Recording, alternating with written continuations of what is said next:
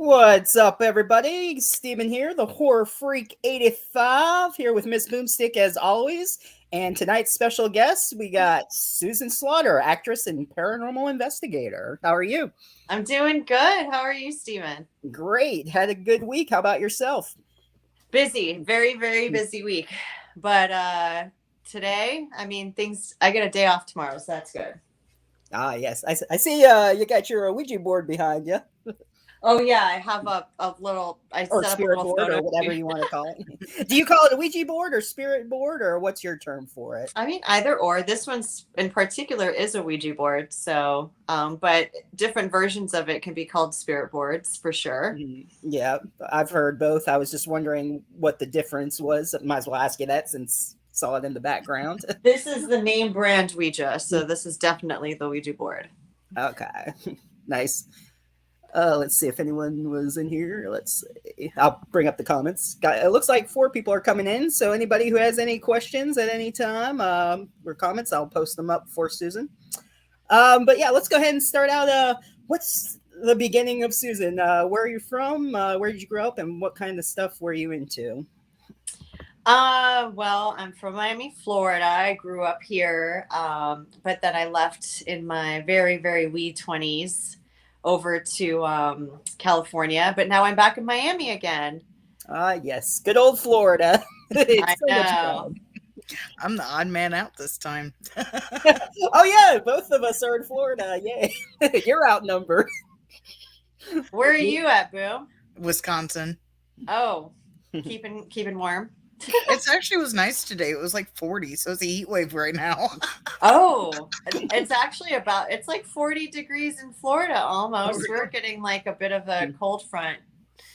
Yeah, what's happening in the US these days, right? Like California is flooded out. My friends in LA are posting like trash cans or like sliding off the side of the road and like flood waters and things like that. It's nuts out there. So Yeah. happy to be in Miami for that, enjoying a little bit of a cold front, which is such a rarity. It's nice to like kind of wear like sweaters and go outside in the sun, in the state and not get like harassed by giant mosquitoes. Yes. But Florida weather sure is bipolar, though. You never know what we're going to get here. Rain, sun, cold. Can't make up its mind. But just to finish answering that question, Stephen, you're saying we were talking about a little bit earlier in the week about things I used to do in Florida. Like I was saying that I used to love going to the horror cons in Orlando and like I was always a horror fan, and like I used to, when I was a kid, when the Horror Fest movies would come out, they would play at the AMC theaters, and I would go buy one ticket and like sit in all the movies for the price of one. So I don't know if you've ever done like the Horror Fest, like the 13 films to die for, but it was a lot of these like indie horror movies would play in like AMC theaters, and you can buy tickets to see like each one, and it's all like Uh-oh, she froze. Yeah.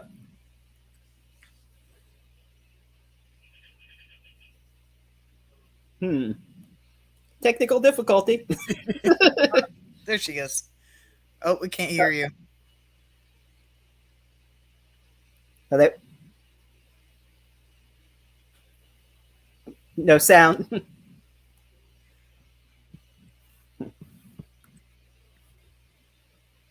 No. It Can't hear.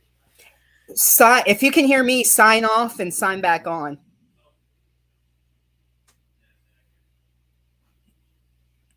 Hello? Here, I'm just gonna let's see. I'll just have her come back in here.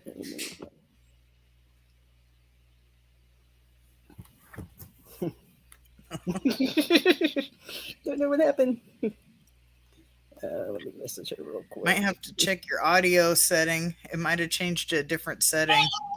Oh, Yeah. I heard something. Oh, No, that's me. All right, I'm trying to get on Instagram and stupid Ace Ventura popped up. Stop. I want to message her and tell her to sign off. Yeah, I think she's going to sign off.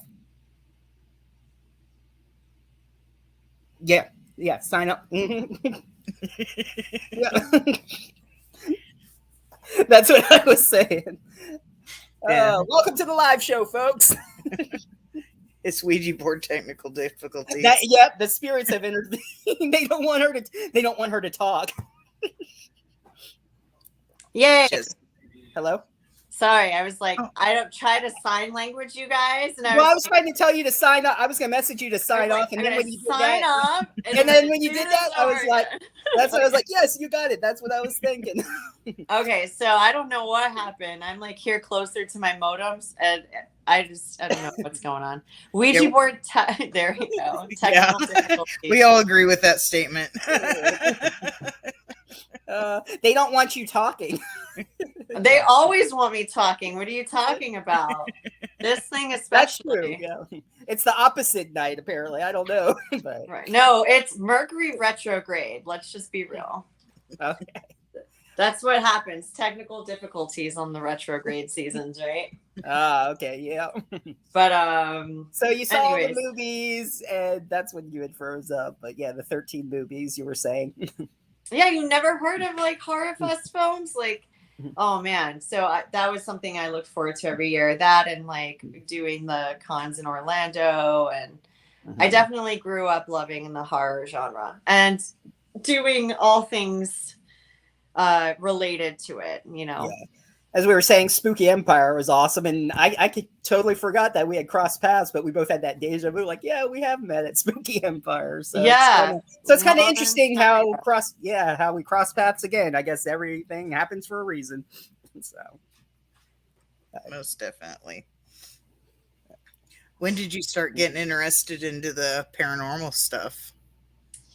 I mean, I started I had personal experiences growing up. I think like most people that get into the paranormal, and I ended up kind of going down the path of like trying to see if I can like capture the phenomena on my own, you know, and then finally I came across just by chance in my neighborhood where I grew up. Well, with a neighborhood I moved into when I was like in my teens, actually, when I saw this like Jeep roll into my hood, and it was all wrapped and it said League of Paranormal Investigators on it and had a website. And I was like, oh my God, like I wasn't even aware that we had a paranormal team in Florida or in Miami, you know? So when I saw them come into my neighborhood, I was like, first of all, I've been having a lot of paranormal experiences, like even since before that neighborhood, but also in that house that I moved into too. So I thought it was funny. And so I was like, okay, I'm going to reach out to them and make sure that, you know, I mean, so I'm like looking over here. I was like, CJ is from Miami too. He's a homie. oh, okay. Well, welcome. Oh man, he knows the good old days. So yeah, there's a neighborhood called Cutler K off of Old Cutler Road. This is the neighborhood I was talking about where this Jeep came into. And I had some pretty profound experiences there too. And these are all brand new houses. It's not like they're old creaky houses, right? You know, this is like, I remember it being built, you know, we picked the flooring and the blinds and everything that was going to go into this house, you know? And so we saw it get built from the ground up, and then seeing that there's other people in this neighborhood experiencing paranormal phenomena, and that a Jeep was coming in to investigate, you know, a house. I reached out to them. I told them I was interested if they needed any help in any capacity. You know, I'd love to join the team or just help them go through evidence or help them set up or do anything. I don't know, raise money. What do you need me for? That's pretty much what I said. And they finally, like, you know, they let me in on their team. And that was the beginning of me professionally investigating paranormal occurrences. And that was when I was 18. So that's when I joined a team in Florida. And then, yeah, the rest is history. I've been investigating it ever since, doing research and all that. Nice. Okay. So You remember- Sorry, go ahead. I was gonna say, like, before you saw the van pulling in and all, you said you had your own experiences prior, and then you were even more interested because of that, or saw shows, or Right. So like some of my earliest and like experience, like memories that I even have like as a child or some paranormal experiences. So I was when I was younger, like around 5, I was visited by like balls of light in my room, like these giant balls of orb lights. You know, I would see them at first like outside my window. They would come through my window into my room. I would get awakened in the middle of the night by these lights that were just like hovering over my face pretty much. Sometimes I would see these tall shadow forms or figures like in my room. Sometimes they would be humanoid. Sometimes they'd just be giant mists, you know? And that was a pretty regular occurrence. Like the lights or the shadows were happening almost every night. And so my mom, you know, when I brought it to her attention, I think maybe so I wouldn't like constantly sleep in her bed every night. She was saying like, "Oh, don't worry about those are your guardian angels and they're there to protect you." So she kind of instilled the idea that they're not these harmful things. And so I never really was brought up with the fear of the supernatural, right? So I just kind of, and then my dad, you know, gave me my first tool, which was a little K2 meter, and he was like, next time you have any type of, you know, occurrence, like you see a shadow person or a ball of light comes at you in your room, like you have this device here. If you turn it on, you could read like, you know, radio frequency and electromagnetic frequency on it and see if like if it's just you or if this is something that's being registered in the environment. So then I was like, oh, I could gauge this energy with this tool. And so that's kind of, I guess, what brought me down the path of investigating it. So anytime I had, but you know, that never really works, you know, like when you think about like, oh, like I usually got a lot like sidetracked when I saw the lights or the shadows because, you know, whenever you see it, you're like, oh shit, it's there. By the time you remember, you have something on your nightstand that could gauge its energy. Like that doesn't like come second nature where you're like, oh, maybe I should grab that and like gauge the energy in the room right now. It was always like too late. And I started taking pictures of them. You know, that was like kind of the next thing too. It's like not only like having the K2 meter, but also keeping a camera and taking shots, you know? And so that was the first time I got like what I thought were orbs, you know, like those little specks on the film and things like that. But it was like back in the day when you had those like old Kodaks, we have to like, you know, turn on, press, wait for the flash to charge and then take the picture. Like that was the type of camera I had. And so I'd have to wait for them to get developed, you know, by the time just to see if I captured anything.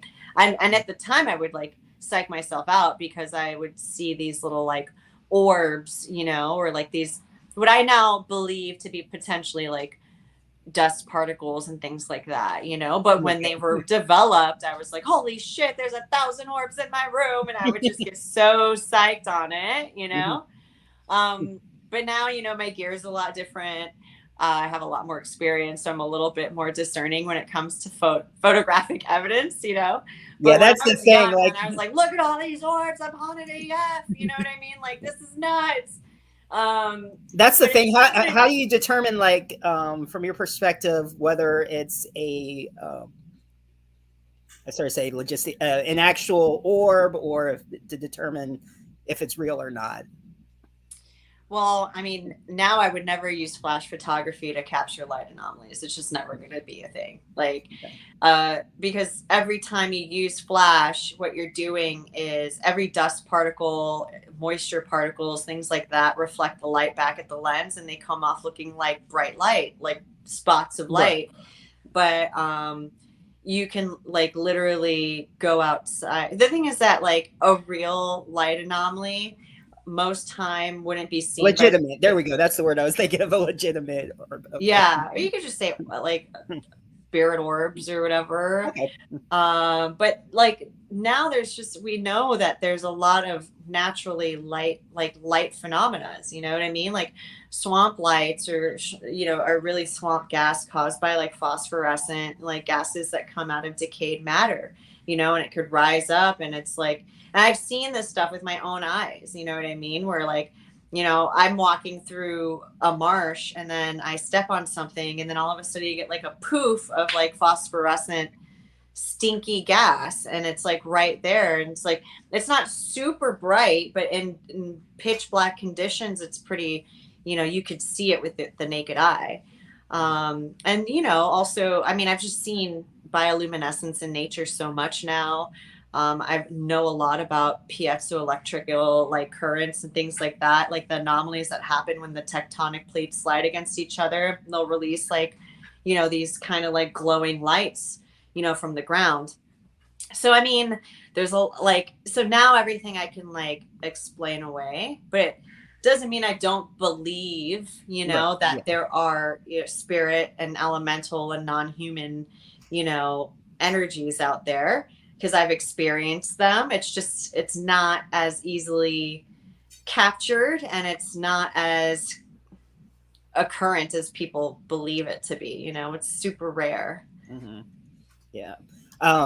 I said I didn't get too into it, but we talked, but I have had like my encounters too and everything. It's interesting that you mentioned like how you saw flashing lights or orbs, bright lights in your room. Because there was one time I'll never forget when I was younger. Like sometimes I might be a little scared of, well, not anymore. I love the dark, but like when I was younger, I was like kind of scared and maybe like seeing something in my room that was actually like just a toy or item or something in my room, but in my head, I'm thinking I'm seeing something scary. And in the corner of my room, I was laying flat on my back.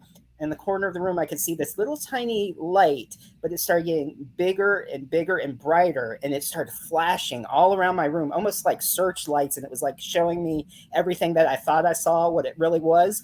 And I went to sit up real fast. And like it was like almost even with my body. Like the second I jerked up, boom, gone. It was the weirdest thing. And that's what my mom said. It's like, well, maybe it was a guardian angel. But Yeah. Well, they think light beings are guardian angels, and then when you say that you see a shadow figure, everyone gets all scared, right? and then at my grandmother's house, oh, I'm sorry, I didn't mean to interrupt. No, continue. I saw it was like a gray man, and sort of see his face, not really, but he was in a suit, and he was standing next to my grandmother's painting, and he looked at it like almost admiring, and just looked at me, and then after a bit, like he just like disappeared. I was like, and I thought maybe I was dreaming, and I was kind of like, that's a weird dream. Why would I dream of some man, looking at my grandmother's painting? But my aunt, she was saying something. She thought she saw like a man walking before too. So I'm like, okay, I didn't even tell her. I mean, like, she described him, and I'm like, yeah, that's what I saw. So You saw an actual ghost. So yeah. But I mean, I believe it, like I said. And then the haunted house in Florida where the guy was murdered in the driveway, it was on Unsolved Mysteries.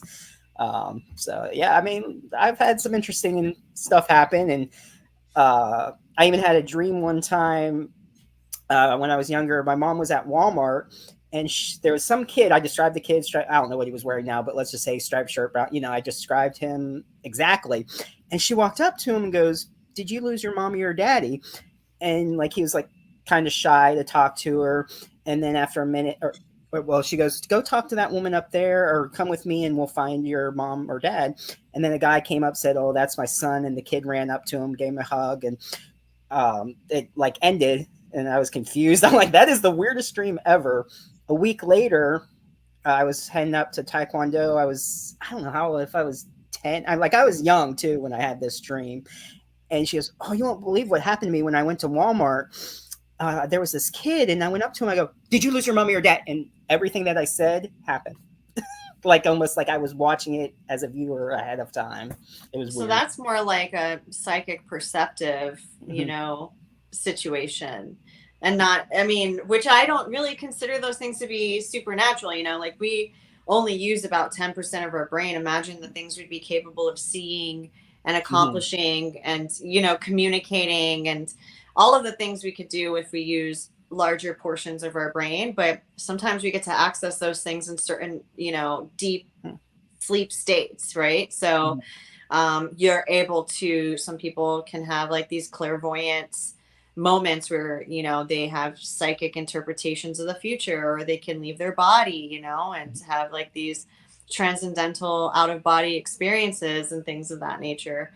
A lot of the time it's like scientists have always thought like, why do we need to sleep? Like, why is sleep a thing? Why does everything have to have this moment of suspension? And a person cannot live without sleeping. And so is that the moment where we get, we access this great beyond, or this great store of knowledge.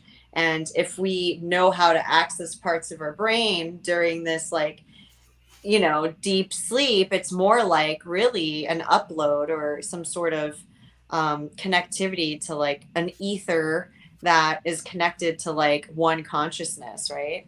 Mhm. So a lot of people think that they could travel via this consciousness throughout, the universe. And that's probably the real reason for sleep, is like a moment to like have this like tether of connectivity to the rest of the universe. So maybe that's like where you can access, like maybe you're a clairvoyant dreamer of some sort. And then one time also, it hasn't happened a lot, and then I don't think it's happened since. There was even another time where I swear I heard my dad's thoughts echoing in my head when I was, again, Taekwondo did that. I was like doing some push-ups and I was kind of getting exhausted. Someone got in trouble and we all had to like, do a bunch of push-ups, which like because of him. And my dad just had that look as there was like, he used to joke around and call me boy, like Tarzan. He's like, boy. And he had that look. And in my head, I heard it echoing really loud, like it almost like what he was thinking. I was like, what? I could almost barely take it. It was so loud. And I had asked him, I was like, what were you thinking? And he goes, I don't know, maybe. So that was another rare, weird experience that I had. Reading people's minds, maybe. It never happened again. What am I thinking right now, Steven? You're thinking that I'm crazy. No, I'm just kidding. You're like, I don't think so. You're thinking, thank you for inviting me. You tell great stories. Go ahead, Boom, since I've been rambling on, but just one quick thing. This house is like 100 some odd years old, but I've had experiences before that. But anyway, I just got to talk about this one because it's just so comical. I have to bring it up to somebody that knows a little bit about paranormal stuff. Well, I was getting ready. It's like random here. It's like you don't see stuff all the time. It's just sporadic and random. Anyway, I was getting ready to take my dog out, and we have to go through the kitchen, and then there's a door that leads to the basement, and there's like 5 steps, a landing, back door, and then more steps to the basement. I open up the door. And at the very bottom landing in the basement, there's just this gray shadow figure just standing there. And the light's on in the basement. I could just see him. And all of a sudden they do, I swear to God, it looks like straight out of a cartoon. They like lift one leg up, the arms go back, and they just like disappear like they took off running in. And like, what's funny is my dog saw it too. Because she took off down in the basement and started running around trying to find something. This is, have you ever seen something so like do almost like a Looney Tune pose? It just like lifted one leg up and his arms went and it just like poof, like it dashed off. I mean, I've seen some goofy haunts though. I'll be real. Like but it's just like any other person, right? Like we have our goofy moments. Like imagine getting caught red-handed doing something and you just have like an awkward, like, oh shit moment, right? So, like that's kind of like, I think the same thing. Which, what does that tell me, like from that experience, right? So you always, like, I always think the breakdown of it, like it reacted to you. So what is it? It's obviously something that was aware of your presence. It's not some sort of type of residual haunt, like, residual haunts, they wouldn't act any differently if you were around, because they are unaware of your energy, of your existence. But this is a thing that the second it realized that it was like being observed by you, like had a reaction to it. So it's obviously sentient. It's obviously understands like something else can see it, and that it could see you, and so it had this immediate reaction. And so that tells me it's some form of intelligent energy, something which then, a lot of the time it's like, is that a ghost energy? Like a lot of the times I find that actual ghosts don't really have an idea that they're sharing the space with like the living, right? So I always say if something is aware of your presence, either it's non-human in nature or it's some sort of astral traveler, an astral traveler can be another human being that's still alive today, but is having like an external, like, it's untethered from itself, I also believe that, I mean, not that that was doppelgangers are pretty like solid beings, but like you can have like kind of energetic schisms that have a little bit of like a sentience to it, and understanding, like I guess what I'm trying to say is that if it's from a living person, it can still have a reaction, a living reaction in our dimension, even if this person is not attached to it spirit, like, because people can have like schisms, from like energetic schisms, like, so I could still be here, but I could have had a traumatic experience in your basement, and an aspect of my consciousness got stuck there, and I didn't have to die to haunt your basement. You know what I mean? I could still be alive somewhere else in the world, in another house, in another state, in another country, and still be haunting your basement, you know, because something severe happened to me there.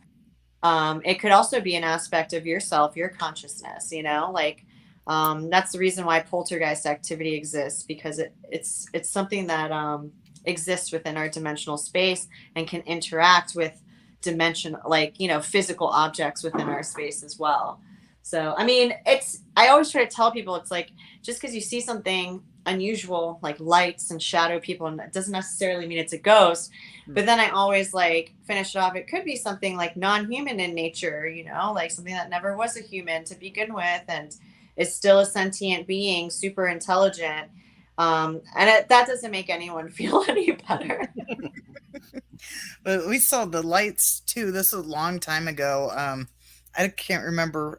We'll say like 2009, because I think that's the year my grandpa passed away. It was shortly after he passed. But we saw this blue orb. It was probably yay big round. It was about the color of my shark over here. And I didn't see it at first, because me and my son was getting ready to lie down, go to bed. And my son just said that grandpa came and said goodbye. And I was just like, what? We had the lights off in the room. And at the time we had to share a room. And I was like, what? And I looked around and I caught it right at the door before it left. And it was just this blue, almost kind of looked like a lightning blue orb. And then it disappeared. And I always felt like that was grandpa. It could have been, could not have been. I don't know. But that's the only time I've seen the way lights. you describe the orbs is exactly how I've seen true orbs as well. And they always tend to be this like bluish hue, and always like I've seen them look massive, like the size of like from a softball to like almost basketball size, you know what I mean? Like and they always seem to be in like an ultraviolet spectrum of light, you know. And I think that could be a lot of the time, that could be like the before after residue of a manifestation.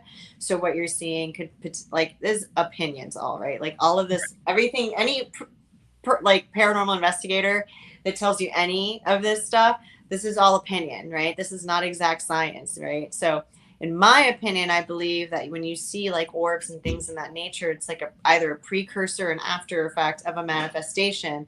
So we're seeing, you know, electromagnetic energy as it's starting to change within an environment just before we start seeing something actually manifest, like a spirit. Or you'll see like a lot of the times on investigation, what looks like somebody striking a match in the dark, but there's nobody there. You just see these little sparklers of light everywhere.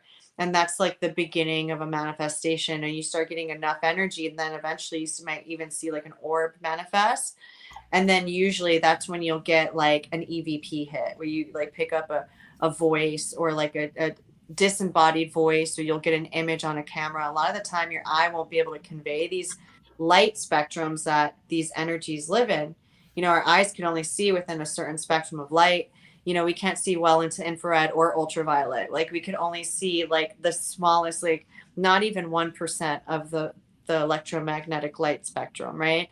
So what we're seeing is only what our eyes can convey. So unless you have cameras running, you know, you might actually see that orb, but you could have captured, like you could have seen a full-bodied apparition on a camera, and you could have probably recognized that person, you know. Like sometimes with children, they don't lean so heavily on physical, you know, eyesights, you know, and so their perceptions are still connected to I guess like a spiritual perception. That gets trained out of them as they get older, you know, where people start, you know, telling them like, oh, those don't exist, ghosts don't exist. Or if they say that they saw grandpa, you're like, oh, well, you didn't see anything, you know, and then eventually they start shutting themselves off to the perception. But we can always like train ourselves to get back into that perception. And that's when we start seeing things with our mind's eye. And that's not necessarily the same as seeing it with your actual physical eyes. And so the reason why I know that perception is different with each person is because I was on an investigation. I had another partner with me. And what I saw as like a light anomaly, he saw as a shadow person. And then our camera captured nothing at all, you know? Oh, And so we were both like, you see that at the end of the hallway? You see that at the end of the hallway? It's like slowly manifesting. So what he saw was like a shadow turning into like darker, darker, darker, darker. And then I saw what looked like a really pale blue light. And it kept kind of like zoning in and out, in and out, in and out. And so you're in the, I was like, I see light. He's like, I see shadow. And it's like, that's an individual's perception of the phenomena. So like we could be experiencing paranormal phenomena at the same time, but like perceiving it totally different. So I don't know, like that shows me that we're seeing phenomena not with our physical eyes, but with our third eye. interesting. Yeah, I've always encouraged him. Like when he first started kind of seeing things, it was about the time my grandpa passed away, maybe about a year before that, because we had another member pass away before that. So it was like 2008, 2009 that he had a few little experience. I forget how old he was. Probably not old, but I'll say 3, 4 years old. But I started letting him watch Ghost Hunters actually to try to show him, this stuff's not scary and it's not that other people see it as well. Because I had started having my first experience. I was like 13, 14, and my family was like, "Oh, you didn't see nothing. You're crazy. This and that." And eventually, after living in the house that I had my experience, everybody but my dad ended up having something. But my dad was the type of person, if he did see something, he would never admit to it. So he could have seen something. Don't know. But that house was just, I got a lot of stories from that house. It was bad. We think it was kind of, the town I lived in had a lot of mine shafts, and we think it was in or like around a mine shaft. Mm-hmm. Yeah, I mean, when you have mine shafts, I mean, you had like a town that like grew quickly on, you know, real hard physical labor, that a lot of people probably lost their lives in those shafts, or, you know, like started, you know, these boom towns that eventually ended up like, you know, not being boom towns anymore. So I find, I don't know. And there's also something about these mines that, they also are, the reason why they're mines is because there's tons of mineral in those mines, right? And so that means that you're living on top of a place that has a lot of potentially quartz or lime or things like that, which have the capability of recording memory, you know? And so like anything that goes on in that particular geographical area, if you have any type of traumas or any type of high energy human experiences on that land, it's going to get automatically recorded. And that's why those areas tend to be very haunted. And it's, you know, it is spooky that you have these like deep pits into like what seem like hell, you know, all around your Right. neighborhood. But like what it really is that those areas are being mined because of those minerals, you know, are being used probably um, to like create forms of energy. And if we're energy and those minerals have energy sustaining, you know, powers to them, it just goes to show, like, that's why I feel like those like mining towns are super active, is because they literally, you know, built entire cities on top of places that have tons of mineral that have the ability to record, you know, our human existence on it, especially if we have, you know, traumatic experiences, you know, in a certain area. Mm-hmm. Yep. So, I mean, a lot of the times if you're seeing ghosts and things like that, it's recordings that, you know, the human spirit leaves behind. Then, you know, there's other paranormal experiences that like supersede that, which, now you're talking about like sentient beings, whether it's non-human energies, right? Or even extraterrestrial in nature, like, and that's just a whole other ball game, right? Yep. So it looks like But horror. this advice I would give to a beginning paranormal investigator, I would say, don't try and mimic what you see on YouTube and television. That's not proper investigative protocol. They don't do that anymore. I think the rise of shows like Ghost Adventures, which is kind of like more urban exploring investigations, those are not even investigations. Those are just ghost hunts. Ghost hunting and paranormal investigating, two different monsters. If you want to be a paranormal investigator, don't walk around with a handheld camera.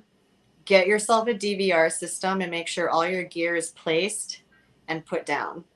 You know what I mean? Like, don't walk around handheld anything, you know? I mean, yes, you could have handheld stuff for control, like purposes to like kind of keep track where you're at on investigation.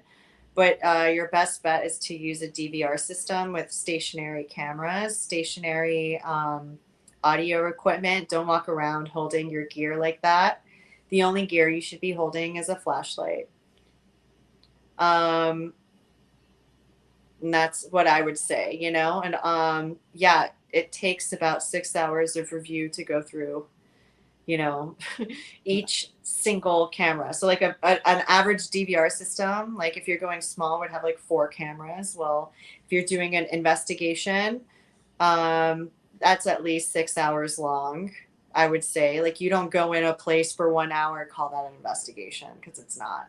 It takes at least an hour just to get settled in with the energies there. And shit doesn't even start going down usually until about hour 3, 4, 5, 6. So stationary cameras, use, yeah, I would say that. You can use your phone as an audio recorder if you don't have gear. Just make sure you're not holding it when you're doing your EVP sessions. Make sure you place it down on a stable, you know, surface that's not going to shake around. You get a lot of false positives when you hold your gear. You know, your shirt brushes up against the mic and it sounds like, you know, you're like, oh, I got a breath. You know, that's a false positive. So you're trying to avoid that. You want to have a controlled environment. Also, don't like break into places, you know, to investigate. Get like actual, real permission to go and investigate these locations. Yeah. Yeah. Don't And get plus, arrested. you find out if it's dangerous or not. You know, it could be like people hanging out doing bad stuff in the area. Yeah, and even if you get permission from like the city and stuff, there's still people hanging out and they're doing crack and heroin and shit. You never know. Right. I stepped on a needle in a location and it went straight up through my boot. I had no idea I was walking on a hypodermic needle. The entire investigation just got lodged into my shoe. And it wasn't until I took off my boot that I was like, whoa, if I was not wearing like some platform boots. Oh, that's another thing. Don't wear chanclas or like, you know, like wear steel-toed work boots on an investigation. Don't wear like canvas chucks, okay? Like real boots, all right? Like, because you never know what you're going to step on. Like if I was wearing chucks, that investigation, I would have had tetanus or HIV or something. Like it would have been serious.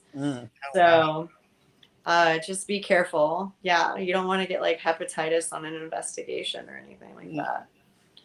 So steel toe boots, got it. All right, definitely put that down as top of the list. Yeah, it happens, man. Just out of curiosity, I don't know how well you can see it, but I had this camera set up in our basement for a little while. It records audio and it's motion activated. Would something like that benefit them if they're, let's say, at their own house investigating? Or if that's for your home use, those are always great to have for sure.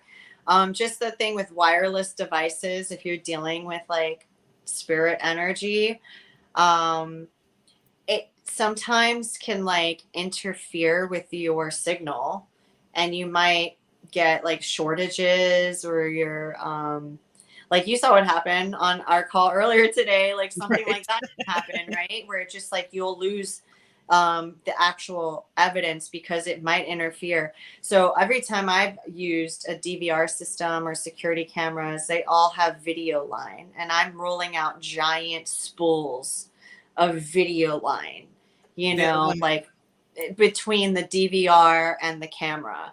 So everything's plugged in. Yeah. this has a little SD card. And it has a Hmm. power cord. I just don't have it on right now. But we had it in the basement. We got it after I saw the shadow figure I was telling you about. It would go off all the time. And I went through so much footage, but I just got so burnt out because it was just so much, like nobody in the basement, and it'd just be going off constantly. And that's motion activated, right? Which is Right. also really clever too, because then you don't have, like, it only will turn on when something happens. But then at the same time, what is motion activated? Like, what if you have an energy that doesn't have a body? How is it going to set off a motion? You know, unless it like emits some form of light, and that looks like an IR camera. So you would only understand infrared light or light within a visible spectrum that we know. Sometimes phenomena happens in like super, super deep ultraviolet, you know, light wave spectrums.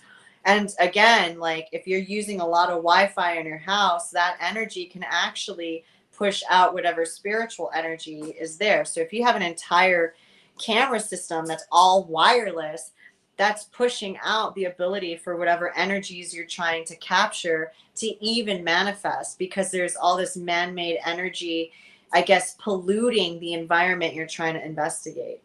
Another reason why I don't like to use wireless in any of my investigations. I want to contain my man-made energy within its devices, within, you know, those strings and things like that. And it also gives a source for other like spiritual energy to take from if they want, if they choose, you know, because then you have a lot of conduits within those video wires and things like that, like copper line and things, which can be very helpful for energies if they need to draw from your devices to manifest. But if you have all this Wi-Fi energy bouncing around in a space, it pushes out all the spirit energy. It doesn't give them the ability to manifest correctly. Good to know. Yeah, out of all the footage, and there was so much I didn't even get through. I gave up on it. That's why it's sitting up here on the desk.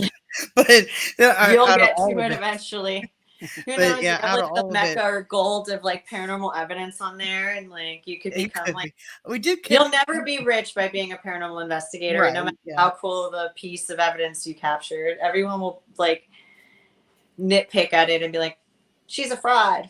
right. Yeah, which I just was for more of my own, like seeing kind of what's going on, is more of that. But we did find one that looked like a face kind of manifesting.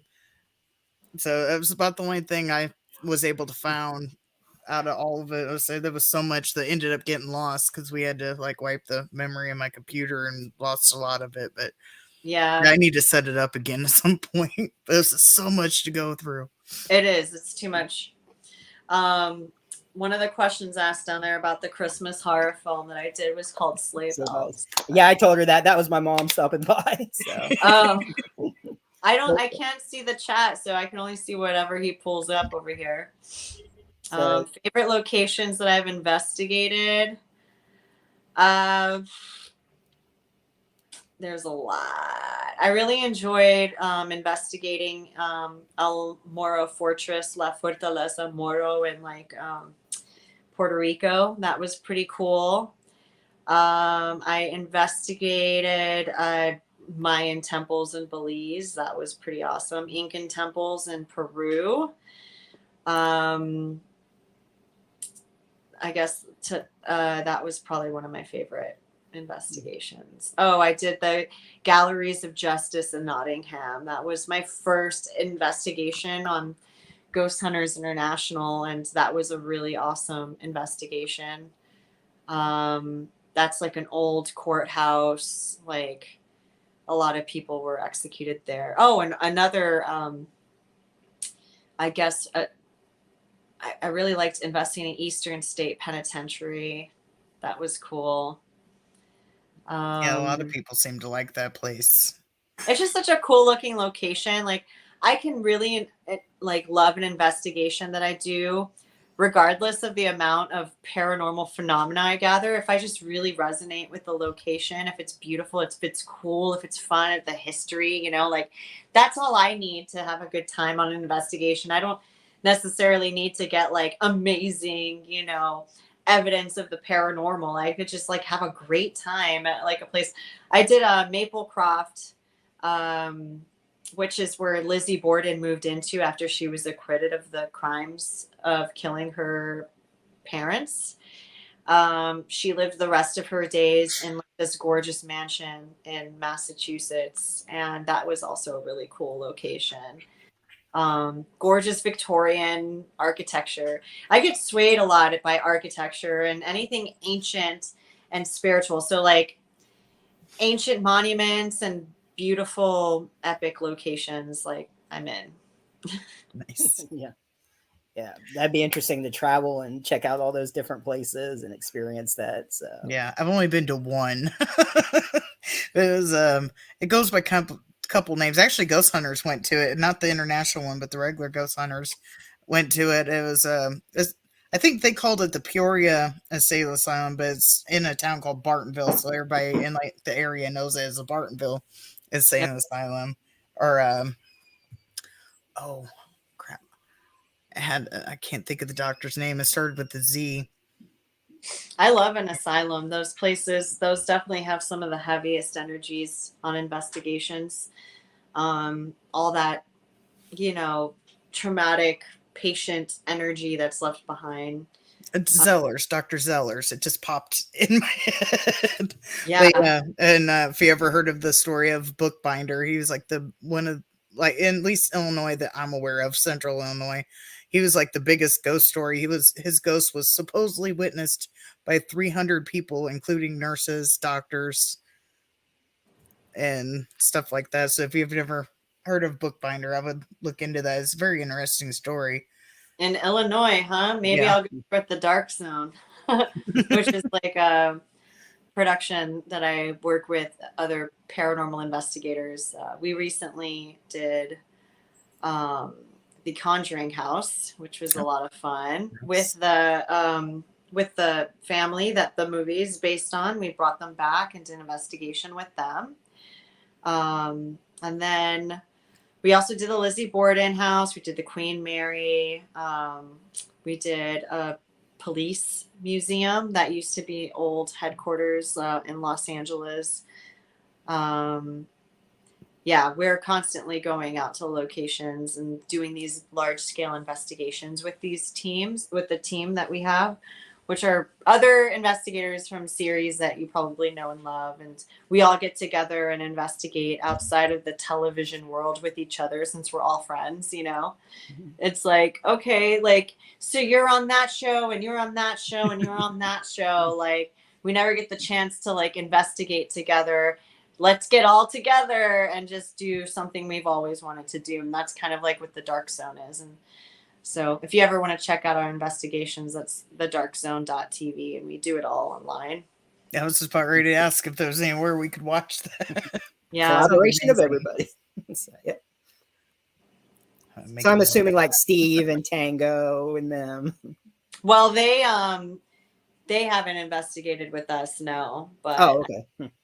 We use like we have Kristen Lumen and Jay Verberg and Patrick.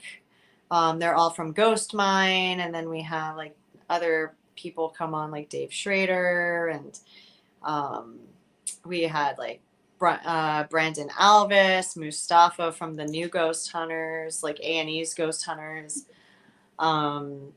We've had,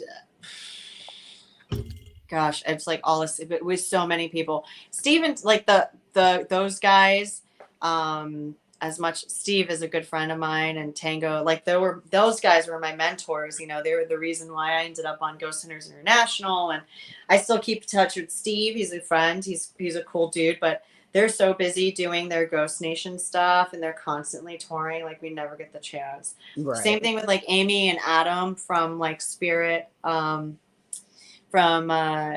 Kindred Spirits. They were originally part of our team, and then they just got so busy doing Kindred Spirits. It's like when you do like network television investigations, they have you on the road nonstop. The last thing you want to do when you're on your free time is go on another fucking investigation. Right. Yeah. Okay. Like, so they're just like, hey, high fives, but no. All right. Totally Yeah, I just got back from a 70-day run. They're like, we just came back from like the overhaul of investigations. The last thing I want to do is go on a fucking investigation. Let's go investigate for fun. Shit. Yeah, they get paid for that. Well, I mean, we pull together funds and all that stuff. And so it's still professional investigations and stuff. But lately, and also like with the Dark Zone, we do have our stationary cameras, but we do a lot of like a little bit of the urban exploring, ghost hunting on that as well too. So we're not super purist, right? Like, that the thing is that when the question came up, like what he asked about being a paranormal investigator. So I just wanted to make a real quick definition between a ghost hunter and a paranormal investigator. All right. Like, so choose what you want to be.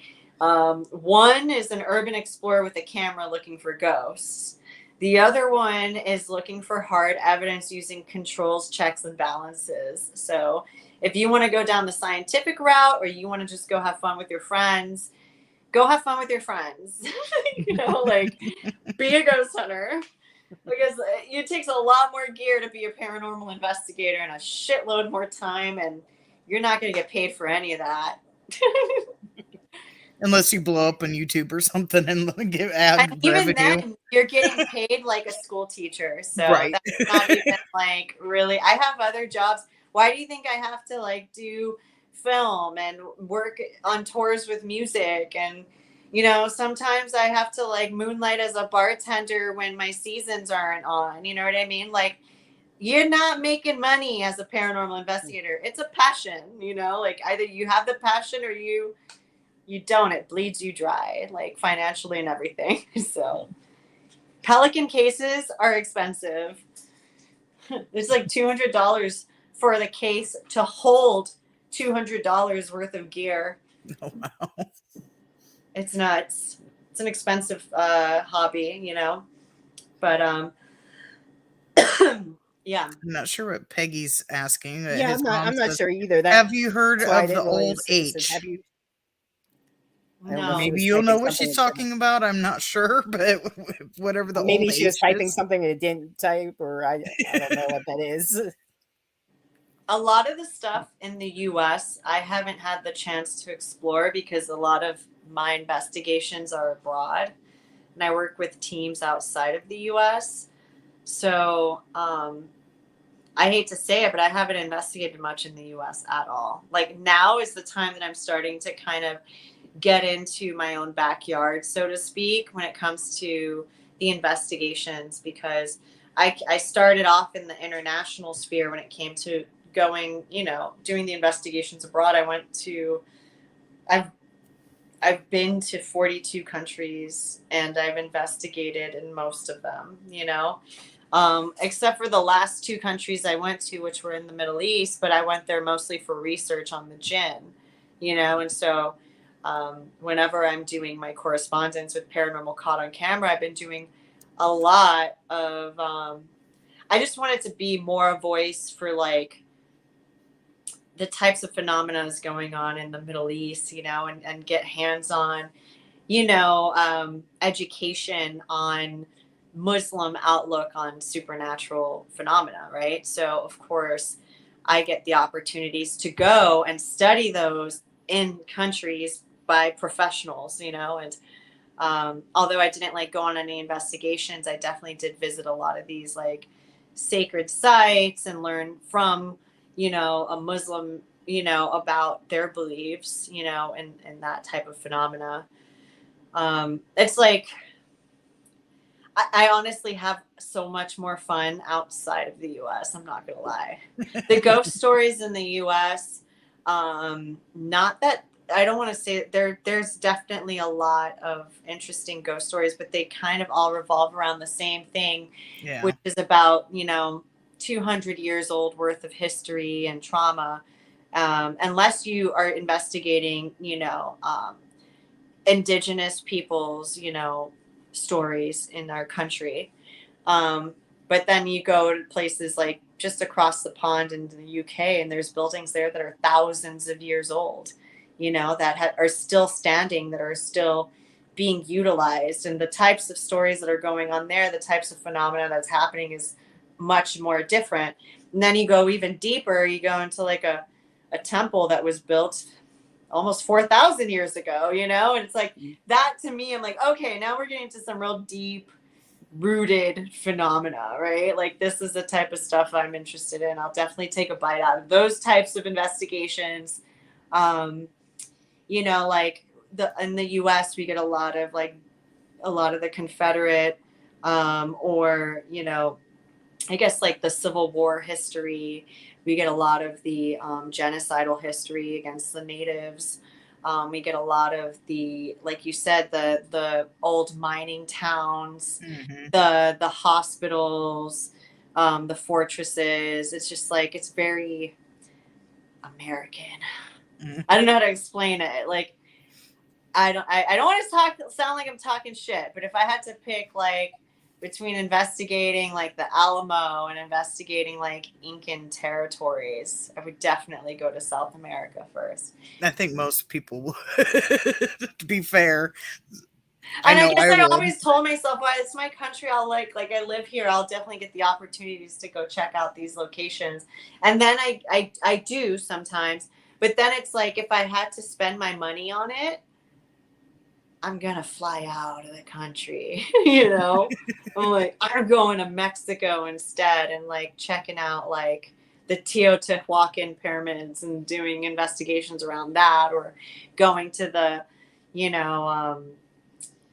what is it? The City of the Dead and things like that, which is definitely more up my alley. Yeah, I don't know what else to say. The last country I went to do anything like in that nature was I went to United Arab Emirates, and I did Dubai, and I went to Abu Dhabi, and then I went to Egypt after that, just like in the same trip, and I did Cairo and Giza and Alexandria. And I learned, like, Alexandria was really interesting. I learned a lot about like the era of like Alexander the Great and like Cleopatra. And I went into these like amazing tombs underground. And I had there wasn't a lot of experiences that I had there, but just like, again, like I don't need to have an experience to really enjoy like being surrounded by crypts and graves, and I'm literally finding human remains on the floor, like bones everywhere. Places I would love to investigate or return to in 2023.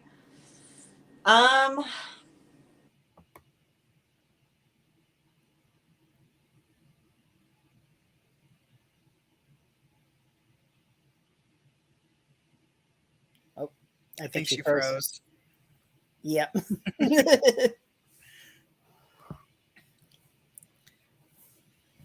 The Ouija board is at it again.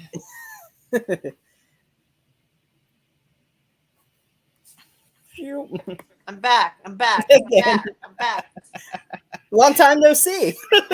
I was like, as soon as it dropped, I just like, I know how to do this. And I was like, boop, boop, boop, boop, boop, yeah, boop. I knew you do. I'm like, yep, she'll be back. Oh my God. I want to go and investigate with some of my favorite teams. It's not so much about visiting locations right now. I want to like visit my favorite international teams that I worked with abroad, because those were my teachers. They taught me about their culture, their language, their customs, their ghosts, their country, and like that's what I want. Like, so I haven't told them this yet, so hopefully they haven't even like, they're not going to find out all of a sudden here, but thinking about going back to Germany and visiting my friends in Bavaria and going on an investigation with them. I believe their team's name is called like Spooknacht Paranormal, but they're some of my good friends, and I've had such great times investigating with them. Teams in the Netherlands that I love. There's also teams here in the U.S. too that I absolutely miss investigating with. The Elite Vegas Paranormal Society, APRA.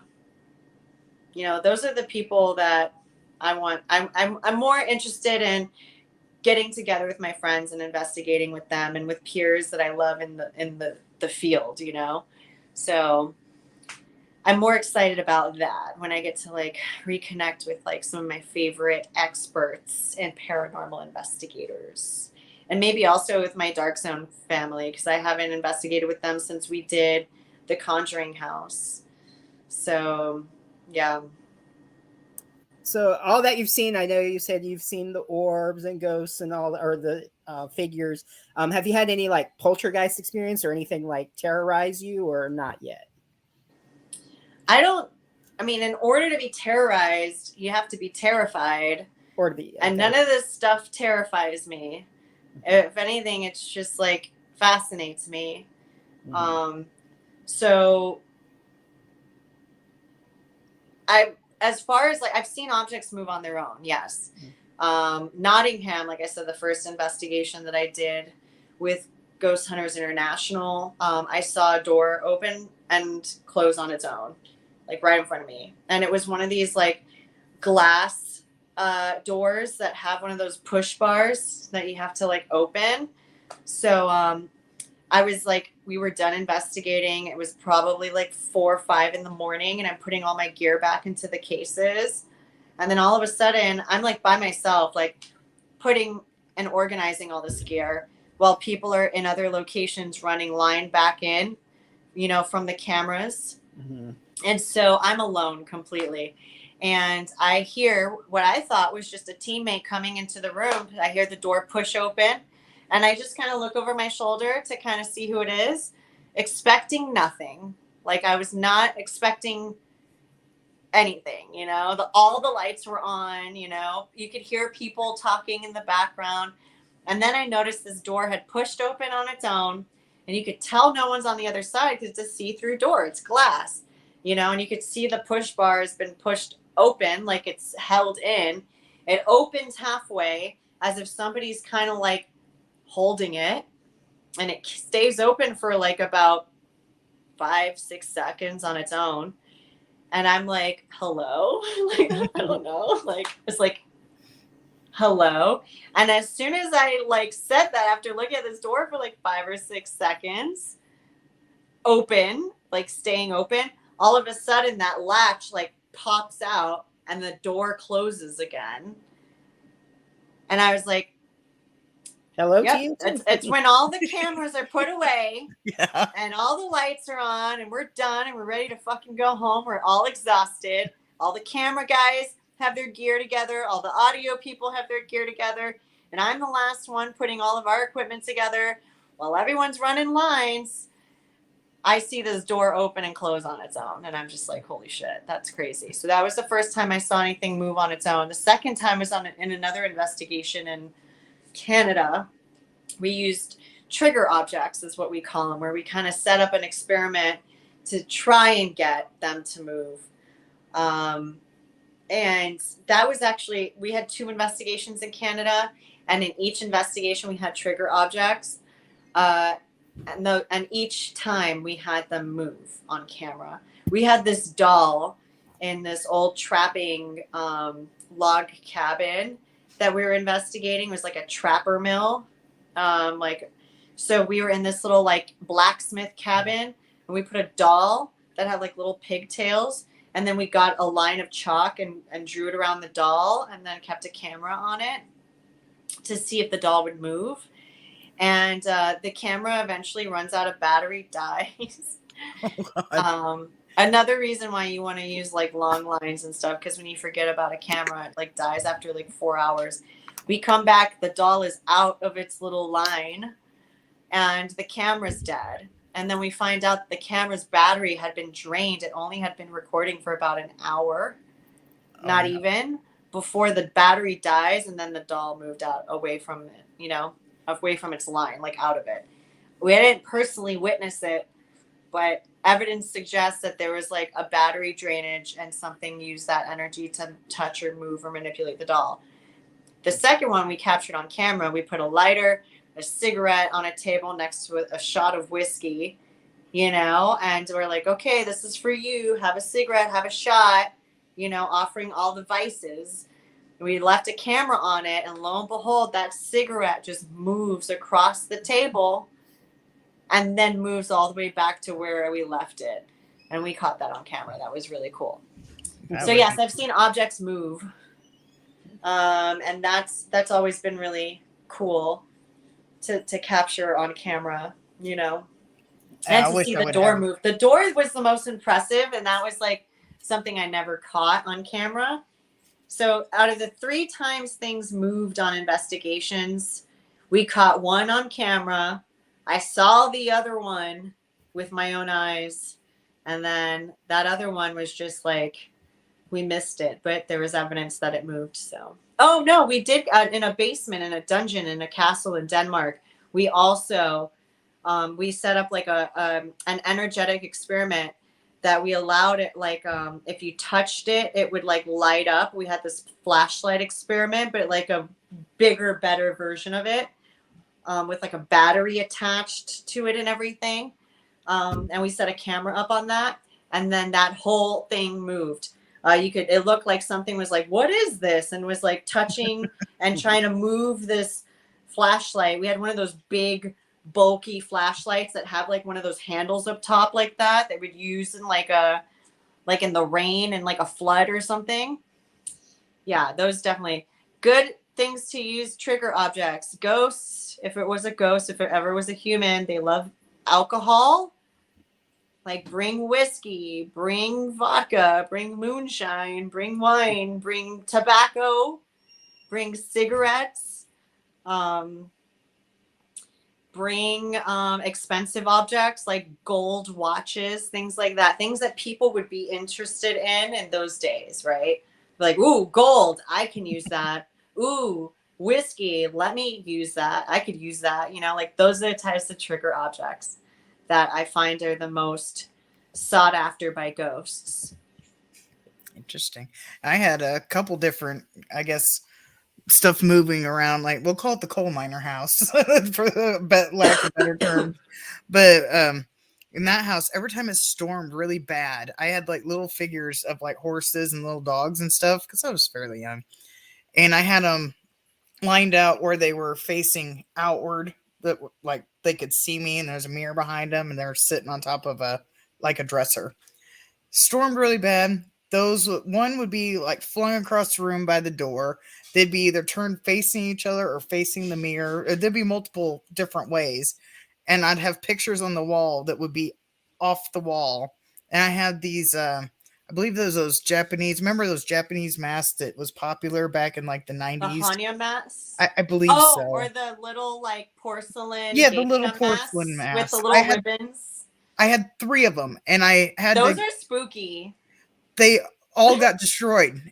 Just completely destroyed. I had a water bed, and the bed was probably a good foot away from the wall. It would come off the wall. I wouldn't see it happen. I'd be asleep during this. It would come off the wall, and I'd wake up, and it would be shattered on my waterbed mattress. Shattered on the waterbed. That's weird. Got destroyed. But yeah, there'd be pictures off the wall. Those things would be moved. But it'd only be like the few pictures. Definitely those masks. Those just got obliterated. And my little figures. Yeah. It's like every time it stormed really bad. Not normal storm, just like a really bad one. And then I had worked at a restaurant. I had these like saloon doors that went from like the front end to the back into the kitchen. And I would close, and smaller town, they would make you close by yourself. So I'd be in the restaurant by myself, closing down stuff. And I would be doing stuff in the kitchen. I'd hear the saloon doors go off like somebody's coming back. And we'd have stuff fall sporadically too if nobody was messing around with things. But the saloon doors freaked me out the most because I thought a legit person was coming back into the kitchen with me. But I hated that workplace. It was so creepy.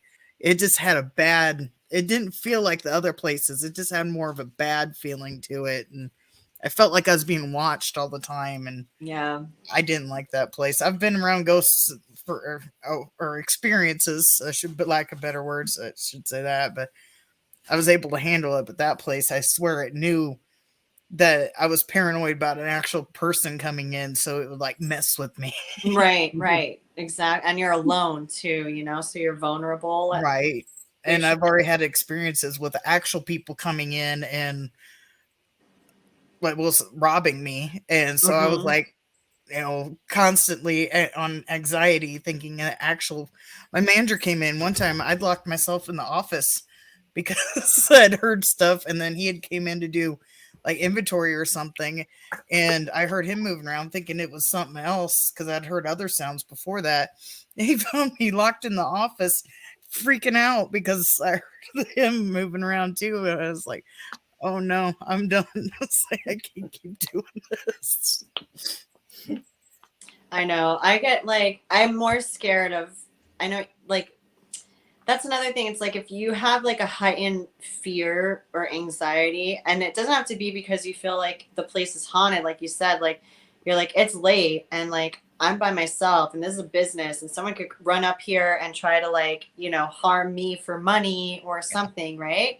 And so you already have, that's like an energy output within your aura, that you're putting within the environment. And so if there is any type of activity happening and it's feeding off your energy, it's going to amplify that anxiety, it's going to manifest through that, right? So when people fear the paranormal or have like that anxiety or fear in general, like they go into a haunted location knowing it's haunted and they're scared of ghosts because of whatever misinformation they've had through film and through family, then they're like, oh, I need to fear a ghost. So then they fear it, it's like, what is like, again, it's like you had a real fear of like real criminals coming in, right? And so, but that's putting out an energy in the environment so that whenever this haunt starts to happen, it's going to amplify that too,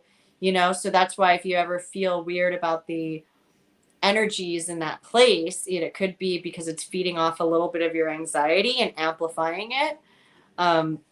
But you have a real reason to be worried, but other people that go into like a haunted location and they just fear the ghost stories, they're like, OMG, like a mean old man used to live here and now he haunts the place. And I'm like, you're surrounded by mean old men at a supermarket and they're alive. You know what I mean? Like, right. Real people are more scary, in my opinion. Sometimes, I'm like, I'm not that worried about his like incorporeal real spirit. You know what I mean? Like, what is he going to do? Like, whoosh me to death? Like, he's not. Like, it's not going to happen. I mean, he just might give me bad vibes, but that's about it. Like, there's no way this spirit can actually harm you. And so the fact that like people are scared of ghosts, like I try to tell them, there's really nothing to be scared of. To be like, I had the most terrifying experiences. Like, tell me about it. They're like, I saw a ball of light. Oh my God. And I'm like, holy shit, you saw an orb. What did it do to you? It swooshed right past me. Wow, terrifying. We got a swisher. Like, how is that scary? Why are you scared of that? You know what I mean? It's like, it doesn't make sense to me. Like, you're better off being scared of like a spider on the wall because it actually has venom that could potentially harm you. An orb, like the most I've ever felt from an orb was like maybe like the hairs stand up on my arms. Yeah. You know what I mean? Or like an electrical current in the atmosphere. Oh, you saw a shadow figure? Like I saw a freaking naked bum with a boner running across Sunset Boulevard at me. Like, that's fucking scary. Right. Like, yeah, the real life is using it. But that's scarier than a I'll stick with the shadow figure. Stationary in a corner. Like, so I was like, don't fear the ghost. Don't fear the spirits. Like, I honestly don't know what to, like, if they, like, every day, like, people are like, oh, what if they possess you? I was like, you really have to be in like a certain state like, in order for possession to happen, you have to kind of, it's like a vampire, you like to kind of have to invite it in somehow. You know what I mean? Like, it doesn't just kind of take over yourself. It's either you invited that type of energy into your life and it manifested in a way beyond your control, and now you're possessed by an energy, you know. But that doesn't necessarily, and then again, it's like not as bad as some people think, you know what I mean? Right. Like, it can get pretty dark, you know, like in a sense where like it can make people very depressed or agitated or angry or gain addictions or become suicidal. Yes, those are very real threats, but a lot of that is brought on by the individual, and possessions usually happen as like a symptom of underlying issues within an individual already. You know what I mean? So you already were suffering from addictions, anxieties, depression, suicidal tendencies. And that's what called in this type of energy towards you, because you were like a beacon of light to a moth. And that was the symbiotic, like energetic relationship you brought in and you fed, you know? So that's the only way I feel people can, you know, get really affected by energies. And it's more of a psychological thing and less of like a physical direct harm type thing. So, I mean, I tell people, just if you don't have fear for the energy, if you don't feed it negative vibes, you won't have a negative experience. Like, I see a paranormal being, whether it's a shadow figure or an entity of any sort, and I greet it with like gratitude and like thankfulness that it chose to show itself to me. I'm like, thank you for visiting. How can I help you? Type energy. You know what I mean? Like, let's talk. What are you about? I want to know more about you. Thank you for choosing me. How can I make your existence on my dimensional plane pleasurable and memorable? You know, like, Right. and so if you are like warm and inviting to these energies, you're going to get warm and inviting energy back. And that's just how it is, because they can't feed off an environment if they have nothing from you. You know, so if you're giving them fear energy, you're going to get fear response. You know, it's just go into a location not to fear it, you know, but to be like surprised by it and happy and elated that that phenomena happened to you. You know, if I see something, I mean, yeah, sometimes you get startled. Don't get me wrong. Yeah. Something can happen, and like anything, my cat walks up on me a little too fast, you know, I get startled. Anybody, you know, you're not expecting something. But then you have to like, that's just more of an initial reaction, but it's a mental reaction, the way you handle the environment, that I think is important. But other than that, like, nobody really needs to fear ghosts or spirits at all. Right. Yeah, it just always felt like that one liked messing with me. It's like it liked doing that. 'Cause like every other, I've had experiences at multiple locations, and just that one alone, it was like tormenting basically. And the rest of them never had issues. I don't, as long as I know it's like actual like paranormal stuff, I'm okay. But not knowing if it's real person or not a real person, that was just like, I did not like that one bit. And most ghosts, especially if they're about 100-year-old ghosts, you know, haunting locations, like, those people back in the day would disagree with a lot of any modern person's situation. Right. I'd be like, you're a woman, you suck, you talking to me, woman? Like, know your place, get in the kitchen, right? So you have a lot of that like toxic masculine mentality. That's what people used to have 100 years, men specifically had 100 years ago. If you were a person of color, God forbid you're living in their former house. What? You're not a slave? Like, you're a lower class? You're a woman? You're gay? You have tattoos? You're a heathen, right? Like, and like any modern person is going to be hated by a Victorian ghost. Okay, like, let's just be real. You know, like, especially women get targeted a lot because if you're dealing with a man, like, you don't normally address a man as a single woman by herself if he were married. Like there was like protocols to like communication in Victorian ages. You know, you don't just go up to a married man as a woman and talk to him, you know? Or if you have tattoos, you're a low class heathen. If you're a person of color, you're beneath them, right? And so they're not aware of how, you know, progressive we are today and who we are. And so you can literally go into a location and the ghost will hate you right off because Right. of who you are, you know?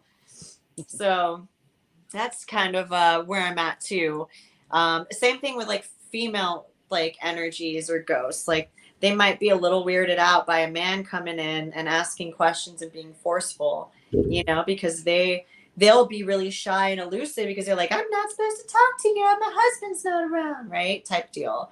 And so they will like hide away. And so I think it's important to have like men and women on a team because some energies won't talk to men and some energies won't talk to women because they're still living within that memory or that mental space of the Victorian times, right?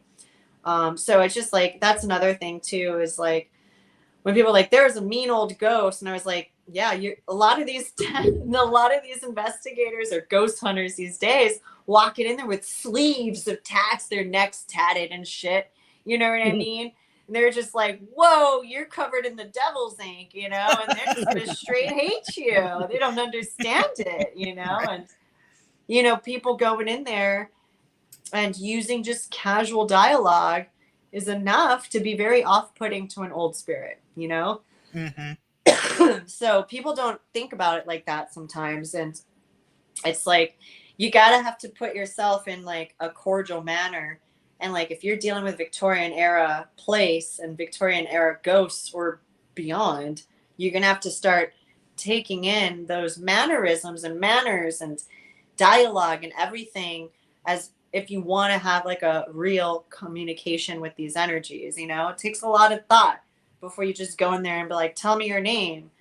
Be like, who are you? And he's like, some Puerto Rican dude walks into a house and he's a lead investigator. He's like, who is this Mexican pre-Spanish war garbage over here? You know, that's how they think, you know, Right. like, Yeah. racist as hell, you know, and I'm Oh, just, yeah. oh my God, like, it's crazy to like, and then you won't get anything because that spirit's going to be like, I'm not talking to you, you know, like it's crazy to think about it. But, you know, I've been like women and guys, like that's why guys get attacked on investigations, attacked being like scratches or burns or irritations on their skin, which are still minimal. Okay. I pet my stomach. I pet my cat's stomach. Okay. and he play bites me. That hurts more than like a ghost scratch. Okay. Just to be real. Another reason to like not fear that type of spiritual encounter, right? Because like, oh wow, like people don't even notice they get scratches. They're like, oh, my back's burning. It's an evil spirit. It's like, no, he's just a disgruntled man that doesn't like the way you look or sound, you know? And like he's trying to get rid of you because he doesn't like your tattoos, you know? He doesn't like the fact that your girlfriend talks to you Right. without saying sir Right. or master. I don't know. Master. Or Collector Fiend has a good question. What is some of your favorite footage that you saw on Paranormal Caught on Camera? I don't remember if first of all, like there's so many clips I've seen. I've seen like 1,000 clips. My favorite one that sticks out is this weird translucent jellyfish thing that walks across a highway in Peru. Still can't explain it. It's like some interdimensional creature that doesn't make any sense. That was my favorite. I like anything that looks like something interdimensionally like broke through like in Stephen King's The Mist. Yeah. You know? Like that. I mean, Stephen King's The Mist, like those are like proper, like crazy, like monsters, like physical, like giant, massive beasts. But this was kind of like a happy little, like neon glowing jellyfish, and he just kind of like squishied his way across the highway.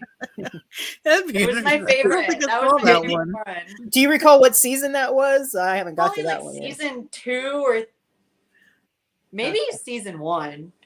I'll But have to yeah, sit it was there and my look. favorite clip of them all because I couldn't explain it. And even a giant semi like drives through the highway when that thing is walking through, and it doesn't like destroy it. It just like goes right through it. And as the semi passes, it's still kind of there lingering on the highway. So I thought that was the coolest piece that we had because I couldn't explain it. It looked legit to me.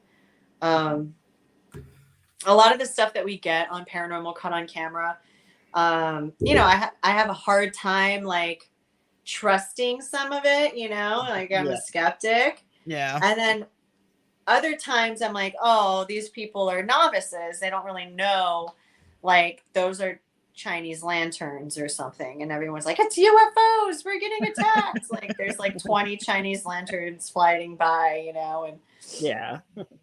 we got one on once that was like a migration of butterflies. And I was like, oh, this is a migration of butterflies.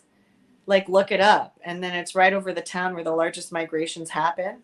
Mhm. And they were just like, no, we're not gonna use your commentary on facts. It sounds almost something like what happened here in Wisconsin. Right before we moved, there was this big news story that people thought they'd seen like extraterrestrial lights over, I think it was like Michigan, pretty sure. It ended up just being a bunch of seagulls. The light was like reflecting off it or something like that. Yeah, seagulls are aliens. Yeah. But I guess it was strange that they was out at like at night or something. I don't remember exactly, but I remember seeing a bunch of like news stuff about it. And I remember telling my husband, I was like, oh, look at this. We're going to be moving into UFO territory. And then it ended up coming out there was like a bunch of seagulls or something. Because you couldn't really see the footage just like what, you know, the news was showing. So, you know, normal person couldn't say, oh, that's this bunch of birds because it was kind of dark. But yeah, like, I wish I could tell everyone that if you have a smartphone, you could choose the frames per second your phone shoots on. Like, please put it on 4K, at least 30 frames per second, so we can see what the fuck you're shooting, people. Because everything that comes out, you know, it's just like, I was like, this was on a brand new iPhone, and it still looks like this. Yeah. I don't know how to explain it, you know? I'm just like, oh my gosh. but Chuck, But I guess also one of my favorite shots was but I've seen this was shot in like the 90s. It was like one of the first clips that came out on like a regular little DV tape, you know, like shot straight on tape, an old handheld camera, which is where they were getting like, it was like this family over in Gettysburg. They were shooting like in a field like towards like a hedge, and you could see what looks like these ghostly soldiers, like multiple of them kind of walking into the hedge. That has still been my favorite.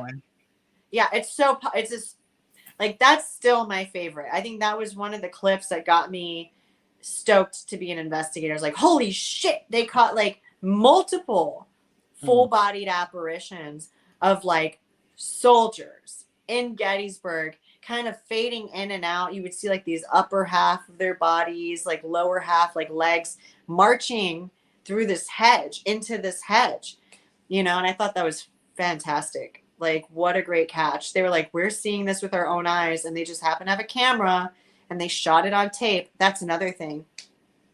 Digital cameras are not picking up the same shit we would be able to pick up if we were using actual tape. So like, a part of me, if it wasn't so like unattainable most of the time, is like, use tape to capture phenomena. There's something about the electromagnetic current on these like silver halide tapes. I mean, it's like silver halide on the strips, right? And then you use electromagnetic current that like on this little input as the tape slides through with the silver halides on it.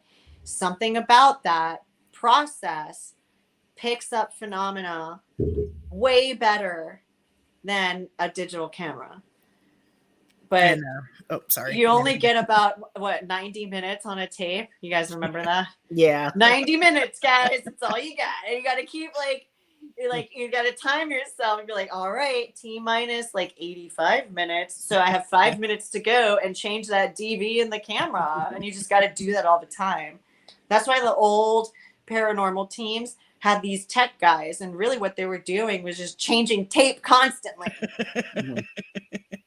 But it's the best way to record phenomena. Like, I believe 100%. Yeah. You know, like everyone's using these Wi-Fi, like, you know, digital cameras now. And I'm like, not the same. That's why you're not getting shit. You're not getting shit that way. Right. You got to plug it in and you got to use a tape. And that's how you capture all the shit. That's how you get your EVPs. That's how you get your Gettysburg's ghost. Like, that is why we're not getting those types of footage anymore, because we're not using, you know, this primitive, it's not that primitive, but I guess we call it primitive now, but it's like old school gear is really the best way to use it. So if you got an old, like, little camera, like a Sony out there, and you got these little JVR DV tapes, use those. Those are the best. Those are the best. T minus 85 minutes and counting. Earlier in the chat, Chuck Freesby, I don't think I'm saying that right. I don't know what he's referencing, but it says the deer spirit. But feeding off that, have you ever seen like animal spirits? For sure. I have seen cats, like cat spirits. I've seen dog spirits. I've captured the sound of horses, you know, like neighing, galloping, things like that, like carriages, you know, so like horses, like horse-drawn carriages with the horses and everything. I've seen, like, I guess it's kind of an animal, but it was more like a shapeshifter, where it looked like a gorilla galloping across a field, like on all fours, like a gorilla, like a silverback. And then all of a sudden stand upright and look more like a werewolf and then turn into like nothing. So like, I don't know something like the Wendigo that like was, you know, talked about in Native American culture.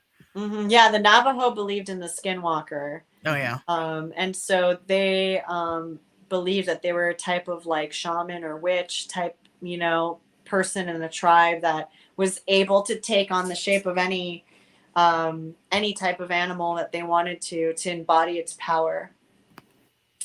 They saw a shock documentary about Robert the Doll.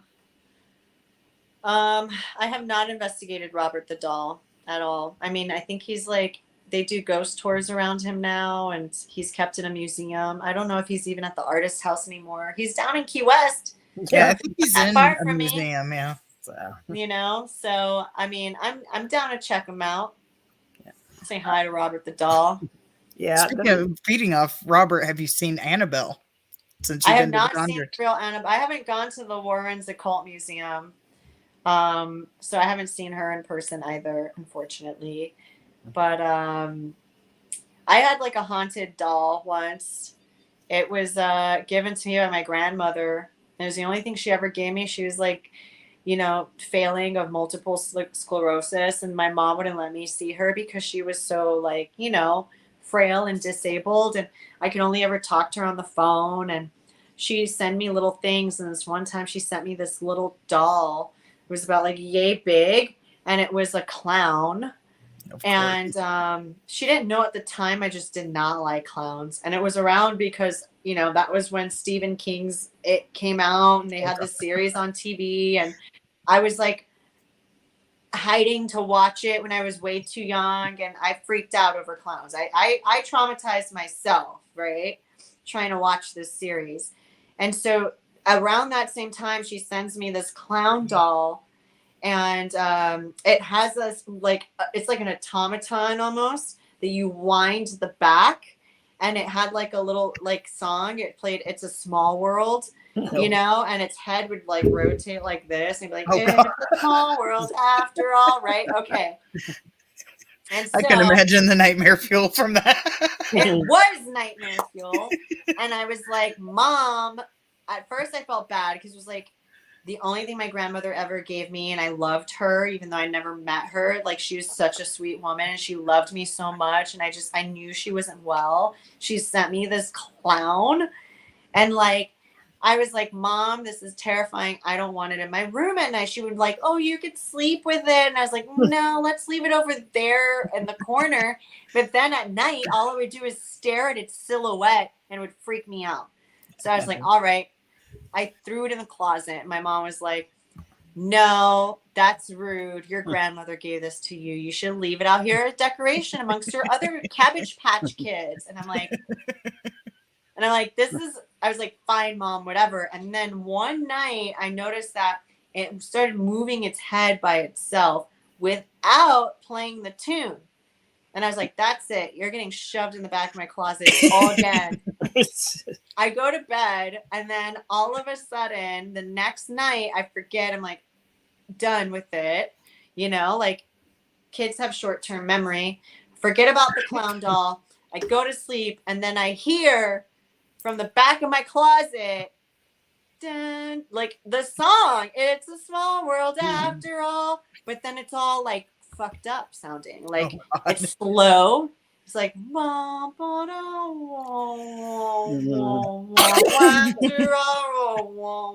I'm like, oh my God. And I told my mom, I was like, this doll's fucked up. Like, I didn't say it like that. I was Right, like, Mom, yeah. this doll is alive. I don't like it. It is singing on its own. It's moving on its own. No matter where I put it, it manages to haunt me, even if it's out of sight, you know, like, so then she finally took it and left it in her closet. She said nothing happened. And then as I was older, I found it again. It's like, oh, this is funny. Like, I like horror now. I'm not scared of anything. I'm a ghost hunter. And I took it back, right? Put it in my room. And it's like, look, it's the creepy clown doll. I'm going to sit next to all my Clive Barker toys, right? I literally have like all the freaking like Tortured Soul toys that zero phase me now. The one clown doll I got as a child that fucked me up. And that thing goes off again on its own in my room. And I was like, I haven't even wound you up in like 15 years. And you're still doing creepy shit. You're like, it's like I'm back. It was. I got to turn But off my that was camera just for a my second, but crazy I doll. can hear. That was I'll my be right crazy doll story. Yeah. Oh no, we lost Boom. No, she can hear us. She just had to turn off the camera for a minute for something. But I was gonna say also, like, we were talking about paranormal caught on camera. The one in Florida, there was that sea creature that it looks like it had a manatee or something. I don't know if you were on that episode or not, but something came out of the water. They were here in Florida. I forget where exactly, where they were vacationing, and they were fishing, and all of a sudden they saw it and they're like, what the fuck, go. Like, it just came up, and it when they zoomed in, it like grabbed a manatee or something. It was like some huge, I don't know if it had a tentacle or it was weird looking. I don't know, but it was. Oh, is it like, were they on a boat Yeah. in a canal system or something like that? I think it was a dolphin, to be honest. I live off of canals all the time, and I see. I don't know if it was off the canal or where it was. It was like in a channel or something.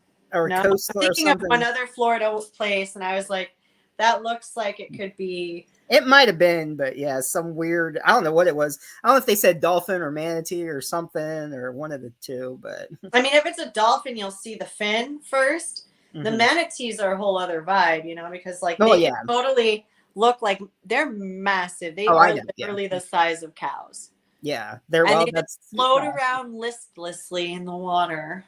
Yeah, there was a place in Orange City called Blue Springs, and they would like swim through there every now and then, and they had their own little section, but sometimes they would like cross into where people swim, but you couldn't well, obviously you're not allowed to touch them if you got caught, but I've had them like swim sort of close by me, and a baby alligator one time too. That was fun. I'm like, nope. Where there's a baby, there's a mom. Right. Look, I have gators all around. I live like nestled in between Alligator Alley. Well, I'm not too far away from Alligator Alley. I live right on the edge of a marina I'm like surrounded by all these inlets, and I'm surrounded by those inlets that go into these lakes. I literally am in a community nestled in between like 6 lakes. It's called Lakes by the Bay. It's in Florida. And it's literally lakes by the ocean. All the creatures live here. All of them. Lakes by the ocean. Oh no, wait. Cake by the ocean? No, I'm just kidding. That's I go for walks every day and I see like my local 6-foot gator sunbathing all the time. Oh, yeah. And then I have like another little one. I call him Jeremy. He likes to like hang out. He's the one that lives in my lake. He's a tiny guy. He's only about like 4 feet. There's like 2 of them. So one's Jeremy, one's Jeremiah. Then the other one, Big Bertha. She's about 6 feet. I see them every day. And there's tons of them. And then if I go closer to the marina, we've got a 16-foot saltwater crocodile that she lives there sometimes. She's so big. Like she'll come out and like I'll be on my bike on the bike path and she'll just be sprawled across the bike path. Like, cross me, bitch. I was gonna say, are you gonna be like Betty White in Lake Placid and Dude, I am every day. I didn't know there was crocs so as well. I literally like the first time I didn't know she ever got out of the water because I've seen her in the bay. And it's always a commotion because then it's like, oh shit, Godzilla's out. That's what I call her. Yeah. She's massive. And I'm just like used to seeing her just kind of moseying in the bay. But one day she was out literally on the bike path. And I'm just like, and she was right on a curve. And I didn't get the chance to see her till it was too late. And I saw her, but she's like kind of like crocs are a different color. So she's like a light sandy color with black spots. And she kind of blended into the sidewalk. Like I didn't even notice her until she moved because she noticed me first. I was about to run over her face, apparently. I thought she was just like a big, like, I don't know, like a log or debris or something. I was getting ready to kind of go around it. And then she did this whack, like moved. And I was like, that is a 16-foot saltwater crocodile that almost like scared me off my bike. I would have fallen right in front of her face and it would have been game over. Right. But that just happens here. Like, you can't do shit to a saltwater croc. They're protected here. They're an endangered species. They know, like the cops, they're like, you avoid that. Like there's more humans than saltwater crocs. So if she eats you, no one's going to miss you. But we need her because she's trying to keep a population alive. We can't kill Godzilla because she's the only breeding female. She's like, you and every other girl in Florida is a breeding female. Get out of here. Like, this girl's eggs cost more than yours. Like, you could fuck that off. I remember the one and only time I've been to Florida, I was 14 and my brother was 2 at the time. And our car broke down from, was it Disneyland or World? Whatever one's in Florida. I get them mixed up. World, yeah. We were heading back to the hotel from there because we didn't stay near there. It was a good little bit of a drive from there. And our car broke down. And so we had to gather everything out of the car and walk to the hotel. It was probably a couple 3 miles. And there was this like little like foresty area around the side of the highway. My dad's wanting to cut through there. We're like, no, because this is like pitch black night. Can't see nothing. Of course, we don't have flashlights. This is back in like the 90s, so we don't have like cell phones or anything. But yeah, he's like, let's just take a shortcut through this wooded area. I was like, you realize where you're at? No, we are not going into a wooded area in the night. There could be an alligator. I didn't know there was crocs down there. No, worse than an alligator. You get bit by a freaking cottonmouth or a viper. Yeah.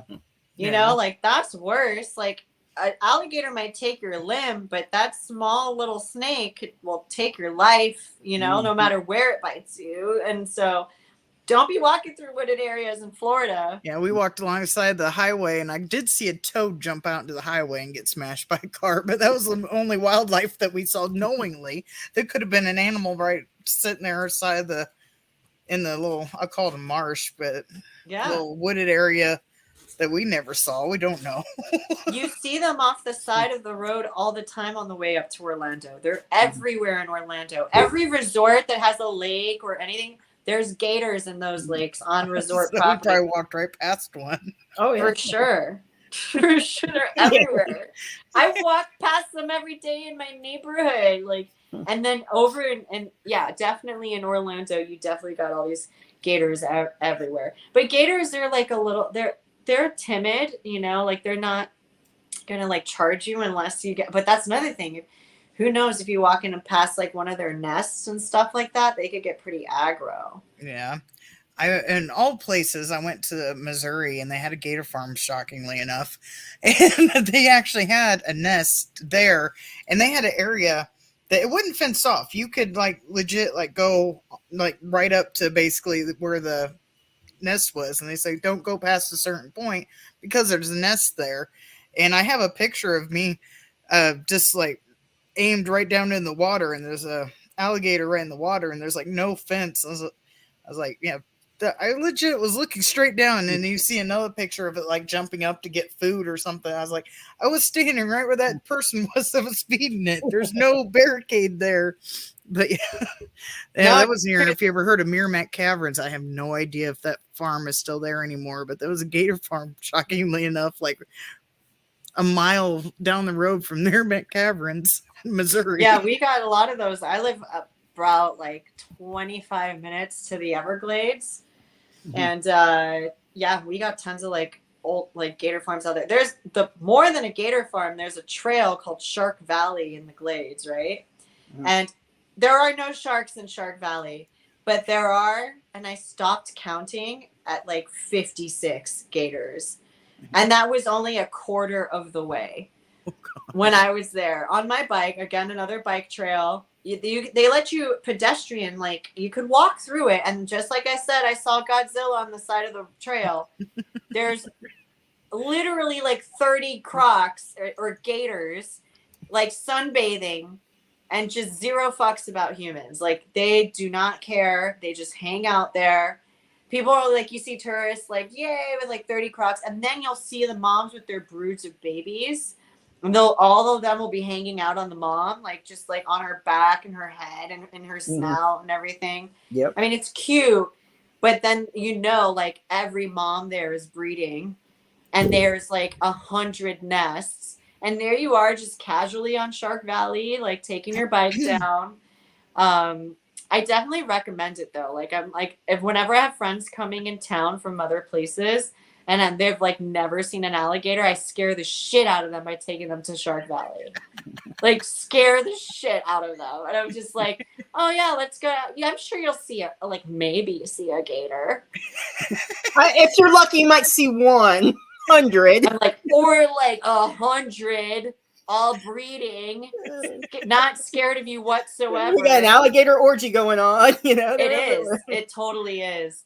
And it's crazy. It's like a 14-mile loop, and it's just infested with gators. And there's nothing guarding you from the sides of things. There's no pit or like giant depth between that. There's like no moat between like a stream or a river and the like. Literally, the river's right here.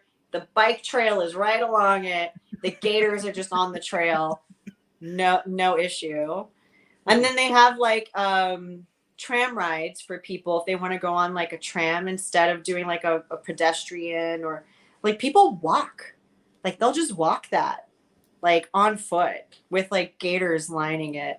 So I'll tell my friends like, yeah, let's go to Shark Valley if you want to see, maybe you'll see a gator. Like little do they know, like all they have to do is go in my backyard. There's 2 of them. And then then I take her to the Everglades. There's like 1,000, like in a square foot.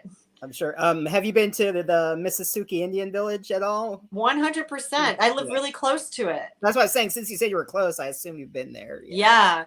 I used to go to the Miccosukee Casino for their lobster and steak nights.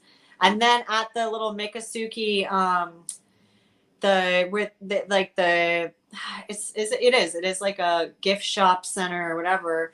They had like this outdoor stage, and all of like the, I guess like native kids loved metal, right? Like they love metal music.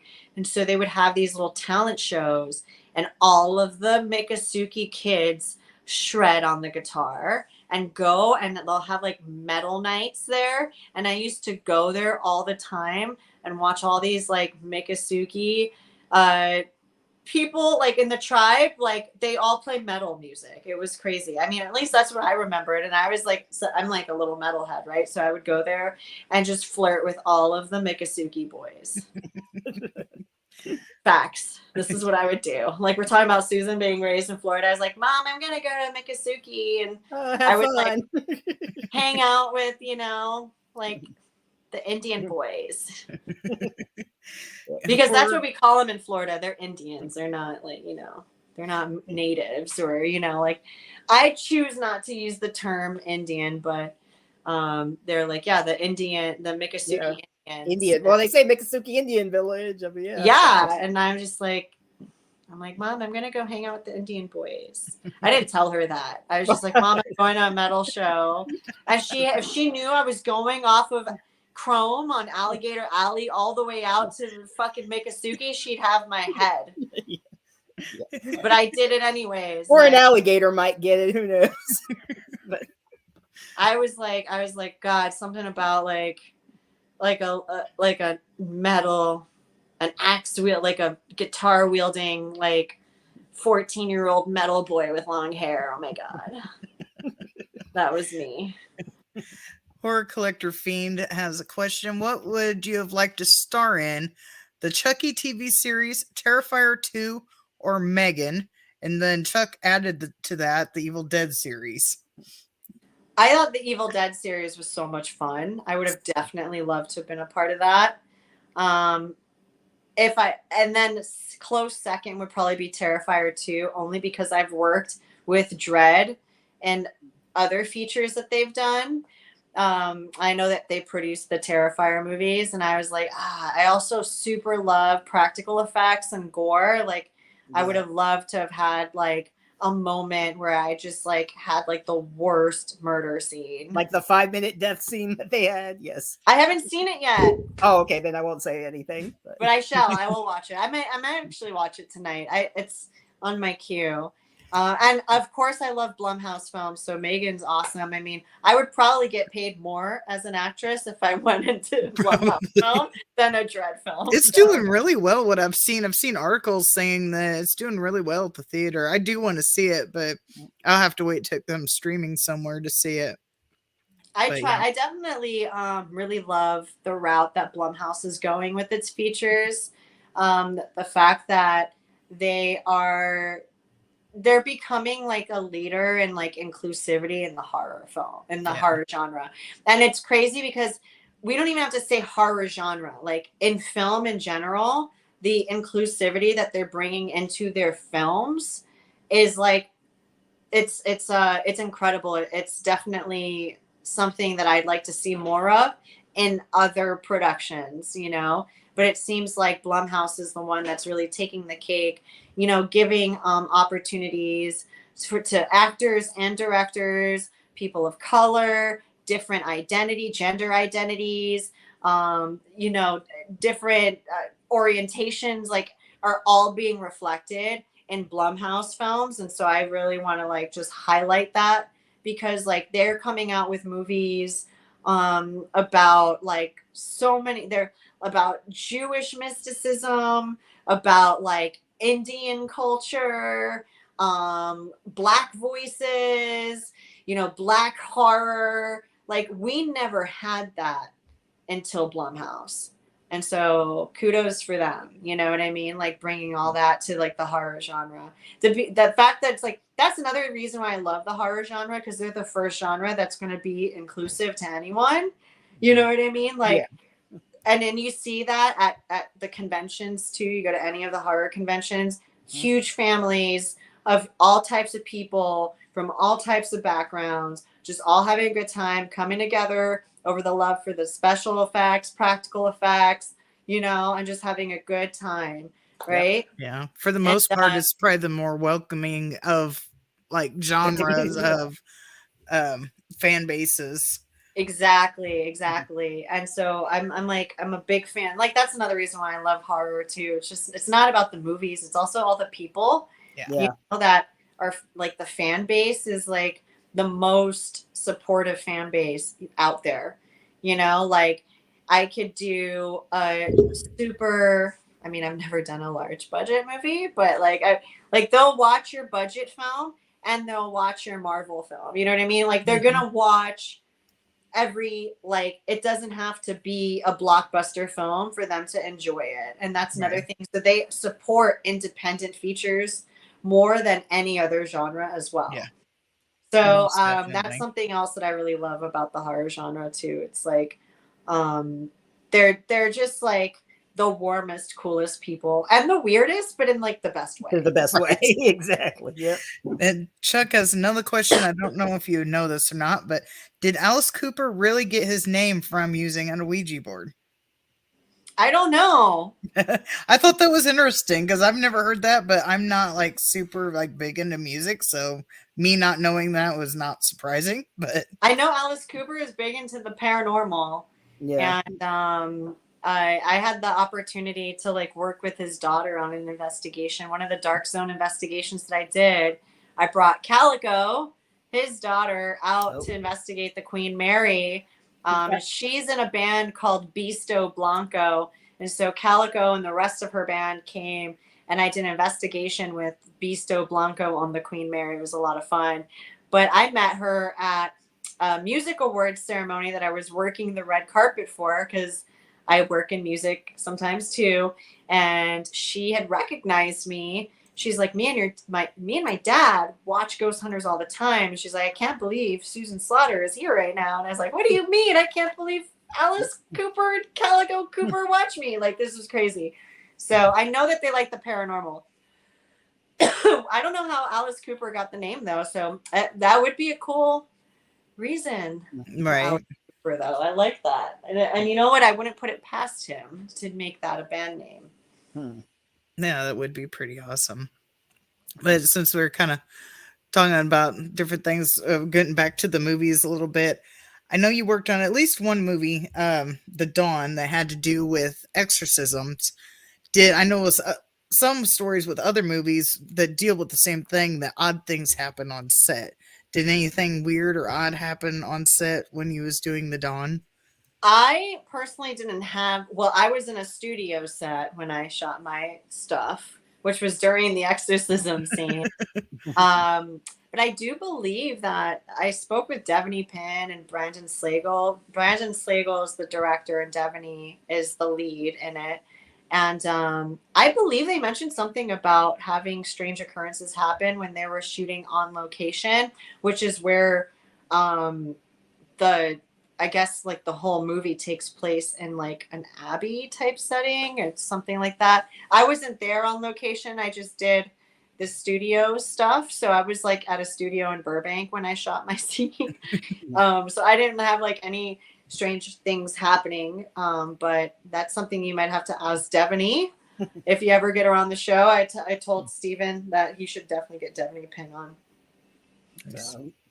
Yep, I'll look her up and see. So yeah, I was just curious because I know at least one movie that you've done had to do with exorcism, and we've heard stories of other movies dealing with that. And usually, I don't think if it matters if it's on location or set, but it could be either way. I don't know, but usually hear about a bunch of strange occurrences happening.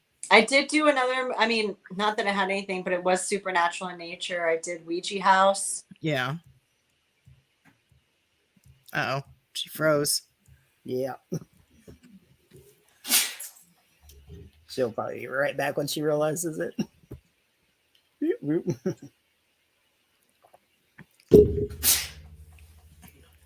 Hey, whenever we talk about a Ouija, that's when she freezes.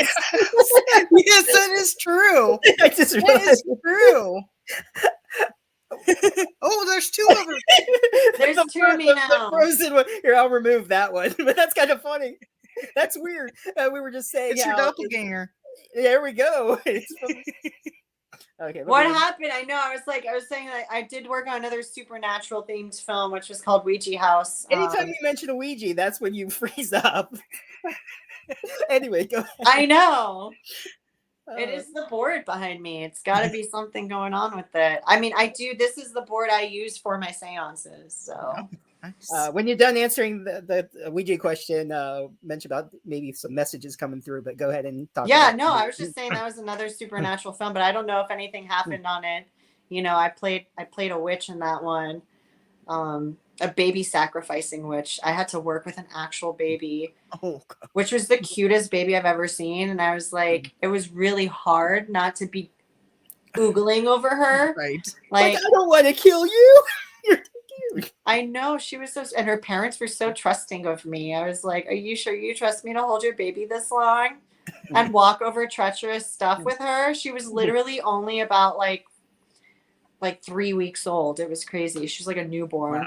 Yeah. The trust that they put in me, but I proved trustworthy. Yes. What was the questions? I can't see them, so. It says, is there anywhere in the world that you would want to investigate, like your epic bucket list locations? There are these recently well, they're not. I'm like brain farting on the name, but there's I'm trying to remember in which country it was. There's these pyramids. It's like there's a pyramid of the sun and the pyramid of the dragon and the pyramid of. There's somewhere like in the like east, like not like Middle East.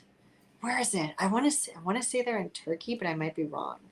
I forget. I gotta look it up. But I was just recently. I was like thinking, how cool would it be if I could investigate those pyramids? What else I want to investigate? That would probably be like. I mean, I've investigated all my bucket list spots. The only place, because it's hard to. Uh-oh. It's hard to finish my sentence. Oh, wow. We've got 2 hours going right now.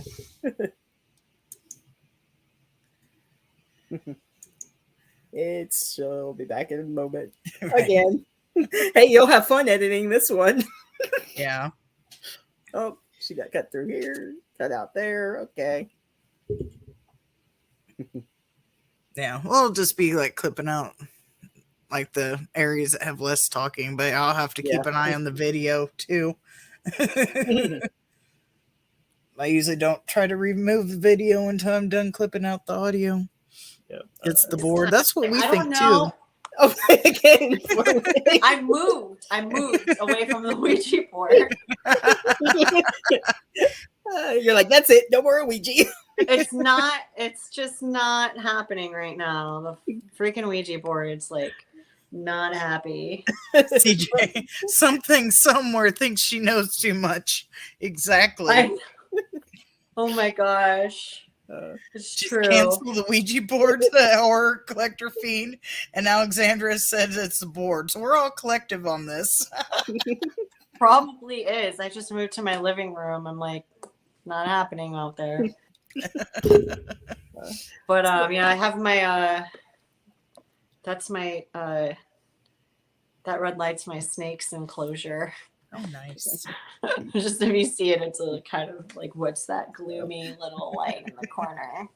So yeah, sorry to bring up the O word, but any interesting messages that you've gotten through to anybody while using it? That you can the recall? messages I usually get are very like shorthanded, like names of individuals coming through.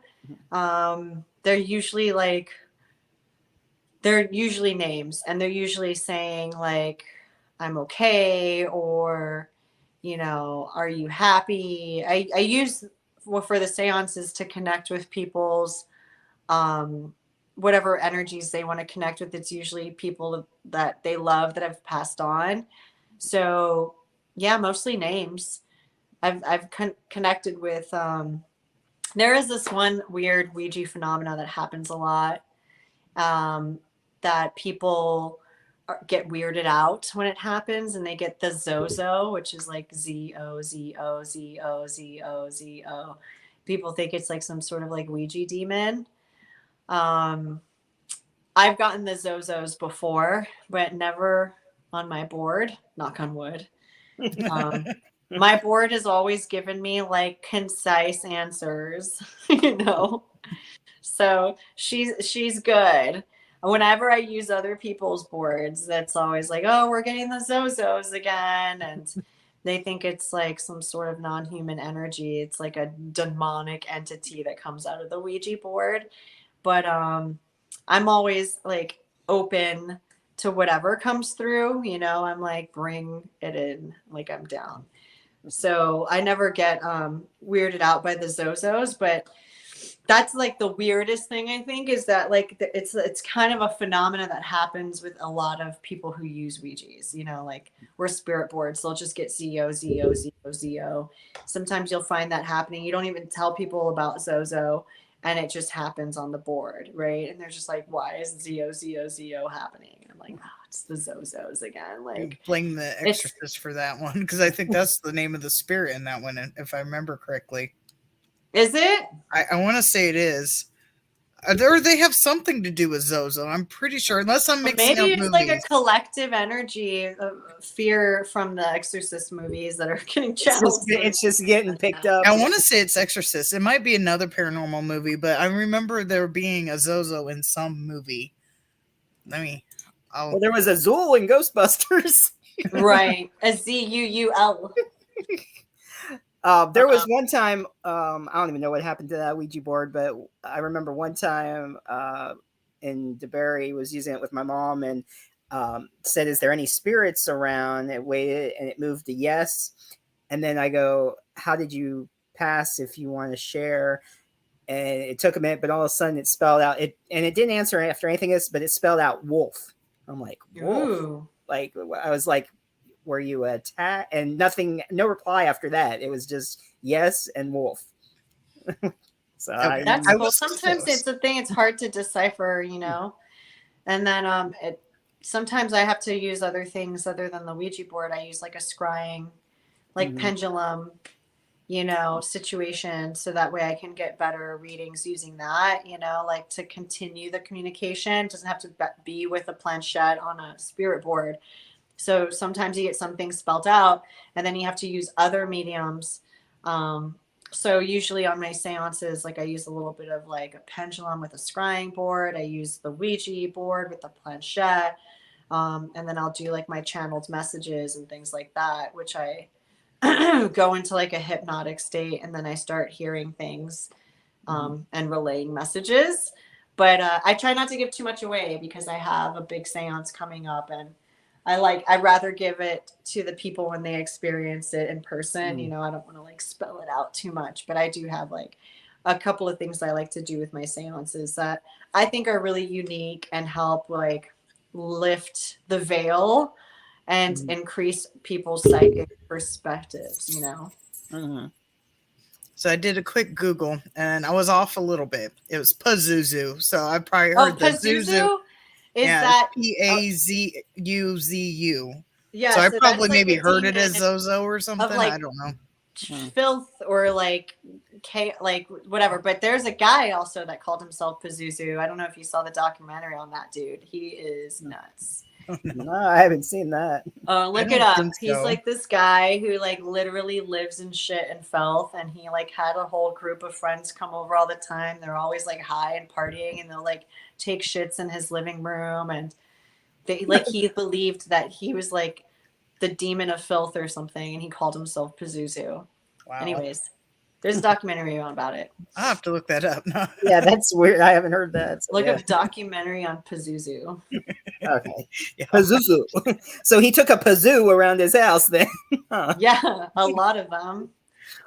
And never cleaned them up. And his friends would come and do it too and puke and piss and shit in his house. Yuck. That's gross. Not cool. Right. And then he also murdered some of his friends. That's really what the documentary is about. Oh, wow. Yeah, he's like an awful person. There was no signs. Imagine people be like the other serial code documentaries. There was no signs. There was something wrong with him. No, he looked like a total freak on. Like, if you look at pictures of Pazuzu, like Google up like Pazuzu, he's like a total creep. I can imagine. Boom's Googled some interesting things that we could show. I'm surprised I'm not on a list yet, because because I make all the thumbnails, and so I'll try to like look up a movie, and sometimes the title will be a little odd, so I'll be looking up. But I forget what it was. It was something about killing somebody or something. I don't remember. It was some weird title that I didn't think about it when I typed in Google to try to find the picture of the movie to put on the thumbnail. So I was like, oh God, I just Google this. I swear to God, I told my husband, I was like, we got to be on a list. Yeah, they're like, watch for this one. Sorry, I Watch didn't hear for you. this one over here. So, since you said you had some seances coming up or appearances or anything you want to share where anyone might be able to find you? Oh yeah, so I'm going to be doing a big event in Los Angeles in February, the 10th through the 14th. I'll be at Conscious Life Expo. That's going to be at the LAX Hilton. It's a expo about all things like ascension, spirituality, like extraterrestrials. Like it's kind of like, I wouldn't call it, it's not like a paranormal convention. It's more like a lifestyle and enlightenment convention. And I'm kind of like the dark child of Conscious Life. I go in there with my seance, but the way I conduct my seance is a little bit unique in the way that I do incorporate a lot of like metaphysical elements to it, so it's not your run of a mill, like Victorian era seance. I mean, there's a lot of that in it too, but I do utilize a lot of metaphysical aspects as well. And so Conscious Life knows me as that type of witch. And so it's going to be a lot of fun. I'm doing 3 seances there, and I'm also hosting or moderating a panel on divination and witchcraft with a few authors that I love and respect. And so, yeah, I'm very excited. I'm also going to be doing an interview with George Norrie on Coast to Coast, January 19th, which I'm excited. And I get like into these big heady conversations, about spirituality, true consciousness, things like that, psychic ability. And yeah, so if you are in Los Angeles or California and you want to check out the seance, definitely go check out Conscious Life Expo. I believe on Friday I'm doing the panel on divination and witchcraft, and then Thursday I'm doing the panel, and then Friday, Saturday, Sunday I'm doing the seances. So it's pretty jam-packed, like a schedule out there. But yeah, it's really cool if you're like into if you ever watch like a Gaia television, it's like a consciousness app, and like there's a lot of great content there. It's a lot of the people that you've seen in Gaia world, and also in like Ancient Aliens and stuff like that. And then I come in as a spokesperson on behalf of like the occult and witchcraft. And so that's why I'll be featuring my seances there. So I'm very excited about that. And so, yeah, I'm flying out to LA in February. I got all of my seance stuff together. I'm very excited for that. And yeah. And I also have a movie that I shot in Chicago not that long ago called Weekend Deadaway. I think will be coming out this year. Oh, nice. So it's a slasher flick. I'm very excited about it too. But I'm not exactly sure on what the release date of that is. But definitely go and find Weekend Deadaway online, like Facebook and Instagram. Give it a follow. And you'll get all your updates on social media there. And yeah, when that movie comes out, I'll be stoked to talk about it too. Nice. Yeah. So yeah, maybe once it comes out, and you're always welcome back too, and we'll talk about that later. And I'm sure we could talk about other stuff for hours too. It's already been over 2 hours that you've been I on. know, So, my phone's giving me a warning. It's like 20%. So I did have someone ask me earlier, do you have like maybe a store or anything if someone wanted an autograph, or only in person, or do you do anything like that? So this year I was actually going to make it more accessible to like send out like autographs and headshots and things like that. But I don't know if people have noticed, but my account got not hacked, so to speak, but somebody came online pretending to be me and going and offering services to all of my followers on Instagram. Gosh. And so I was about to launch something to do things along those lines, but I kind of have to wait for this account to like fizzle out and like block them and give some time, because this person went around saying like, hey, it's me, Susan Slaughter, I would love to give you readings, like what, like I could do this for you and that for you, and like tried soliciting like all this stuff. And so initially I was going to start doing that, and then I even set up like an account, like a payment account and everything. I just couldn't do it because this person like hacked my identity, you know, and I was like, oh, I got to let this kind of like, this account got 2,000 followers and like hustled some people that, you know, I know, like into like paying this fake account for readings they never got. And I would never do that, by the way. Like I'm setting up like a professional way to reach out and do that. I'm also going to be doing a little like heads up, anybody in the UK, I'm working on going out there to London, doing a meet and greet, signing, seance, and investigation out there, like a ghost tour, ghost hunt type thing, not a real like a ghost hunt, ghost tour, seance, and signing. So if there's anybody located in or around London, I'll be there to meet and greet all my friends and fans in the UK, because I have a huge following there and I've never been outside of work, you know, so I'm like looking forward to like touching base over there across the pond. So if you're all out there, I'll be there late April, early May for an event. I don't want to give too much away yet, but it's a collaboration event with somebody else. And so that's in the works. Nice. And hopefully we'll maybe get you in a couple conventions here in Florida too. That's what I'm saying. Maybe I can. I would love to do any of the one you said in Ocala, or I mean, now that I'm here, I mean, I was exclusively doing things in California and Las Vegas. And now that I'm in Florida, I feel like I need to do things here. I mean, there's MegaCon, Spooky Empire, of course, Dragon Ocala. What is it in Jacksonville? Also, they have like Collective Con. Trying to think what else. I have to look what else in Florida, but there's a few different ones that could be good. I'm down to do them all. So yeah. Wow. So hey, he's definitely got more than what we have. Bring the headshots with me, and I do signings and take pictures and meet everyone. So a lot of times, what I do is like get together and like let people know, like at conventions, I'll be like, hey, like come meet me at this bar, and then I'll just have like a full-on hang with everyone outside of the convention. That's always the best part too, just hanging out, just having a good time. Exactly.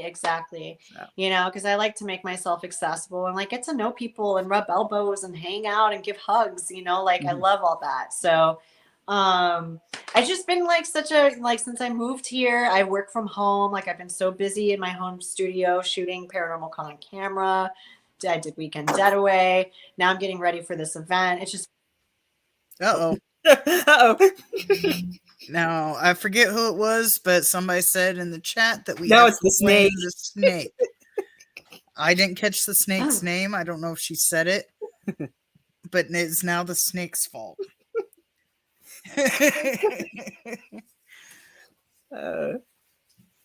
Since we can, or hopefully her battery didn't die. Well, she said she Right. had 20%. So no, she's not back. the battery; it's the snake. So yeah, she's back. I'm back. Somebody said earlier in the chat, if it was Horror Collector Fiend said if it died again, it's your snake's fault.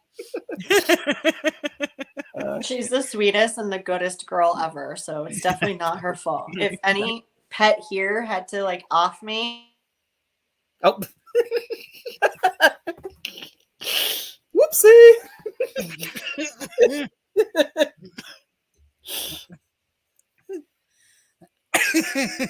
That's so funny. It freezes at the funniest point. Just when we found out the evil pet I know we were about to find out the And then evil I come back, I'm like covered in blood, and my cat's all like smiling at you. I was like, we was just about ready to find out who the evil pet was. I know you would come up Dun, to dun, like a little dun. tuxedo And the cat, murderer and he's like, is- "It was me." It's like the murderer is no. Tune in next week, folks. No, it's actually my router. I'm having an issue with my internet right now. That's what it is. I'm like literally sitting right next to my router, and the little light is showing me like it's like not in the best connection right now. So I think that's what's happening. Mm. Probably, not a but it's ghost. just fun to blame Not the the other spirits of the Ouija board. Spirits of the Wi-Fi. See, it's the snake trying to cover its tracks. That's funny. Somebody in the chat said, and somebody else said it's always the cat. Yes, cats are demons. Swear to God, our cat is. 10%, guys. Sorry. Okay. Yeah. And I think I guess that's pretty much it. Unless there's anything else you want to tell us, or Well, you guys could definitely follow me on my Instagram account. That's where I'm most active. I'm Susan the Dragon Witch, all one word. I always reply to everyone. If you send me a DM, I always try to get through my DMs. It might take me a while because I get a lot, but I always go through my DMs. I'm always responding to y'all. So if you want to say hi to me, follow me on my Instagram page, Susan the Dragon Witch. And yeah, and I keep everyone up to date on like what I'll be doing. And yeah, soon I'll be opening up to like send out headshots and things like that. But unfortunately my identity got hacked like on the social sphere of the internet. people have no lives that they have to ruin and scam and pretend to be. Yo, other I people. can't believe this fake account got 2,000 followers. I was like shocked. And I was like, I hope that, like, imagine if they like swindled every one of those people for $1, they would have 2G. Yeah. You know what I mean? Like, that's so messed up. Like, I mean, it's more than I get paid anyway to do some of the projects that I do. And They make more money than me, and not even honestly. I'm like, oh my gosh. Sometimes I do things for the love of it, you know? Yeah. Not for the price tag. Right. Well, imagine like what ours thing is. Well, obviously we don't have enough subs to get paid through like ad revenue on YouTube, but then I go and I edit them and then I put it on Spotify, Apple Podcasts, except find podcasts here places, and I put it on one app and it spreads it out. Yeah. I can into my microphone. We get a penny per play. Girl. I Don't spend think- it all in one place. Right. We're up to like $2 and something. Yes. Because I only put one ad per thing because it's the same ad. They don't want to listen to that same ad repeatedly. So Yeah. it's just me talking about the Anchor app that puts it out everywhere. So I put one. If I'd get more if I put more ads, but I'm not going to put the same exact ad. That's just annoying. Yeah. No. I'm not going to listen. Man, well, it's you do it because you love it, right? And it's as Okay. long as you love it, that's all that matters. Yep. Right. That's- So, but I appreciate y'all having me on, and like I enjoy having the chat with you guys, and keep me posted on any of the cons happening out here in Florida. Will do. Yeah. Even to just go and check them out. I don't even have to be a part of them. I mean, I'd like to be a part of them. I could But they're definitely so fun. go to their Yeah. panels and Oh, yeah. like do all the stuff. But yeah, I definitely want to get out there more. So Either guest or attendee, whichever. But yeah. exactly. All right. Well, thanks again, and you have a great night and week. Thank and you we'll talk guys. It was later. nice to meet you, Boom. Yeah, it was nice meeting you. I followed you on Instagram and I put your Instagram link into the chat for the people Oh, who do thank not have you it. so much. And Stephen, you have a wonderful night. It was always a pleasure chatting with you. I'm sure I'll bump into you soon. Absolutely. All right. Have a good night, everyone. Thanks for the chat. All right. Bye. Bye. And a willing leave this time. You should have been like, bye. Susan is amazing. That is correct. Yeah. She was amazing.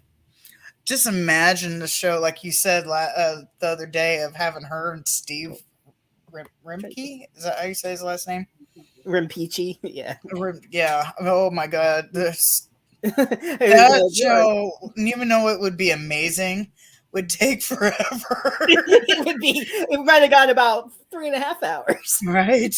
I mean, Yeah, nothing it would wrong be with that. amazing, but nobody would want to stop talking, and which is not a bad thing. Don't No, get it's me not. wrong. I mean, I am not complaining or anything.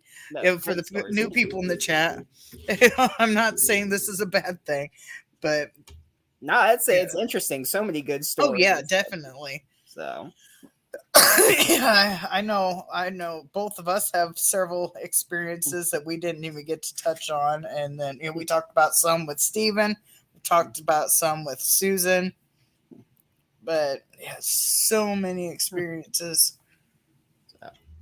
I would Just love to yeah. check out some of the places she's been to, man. That's awesome. Mhm. Me too. Let's say I've only been to one asylum, and that was the Bartonville Asylum. So, I don't know how well I could do it now, since I have a hard time walking. If I'd be able to do like the urban explorer type thing, it'd be hilarious if the life freezes now.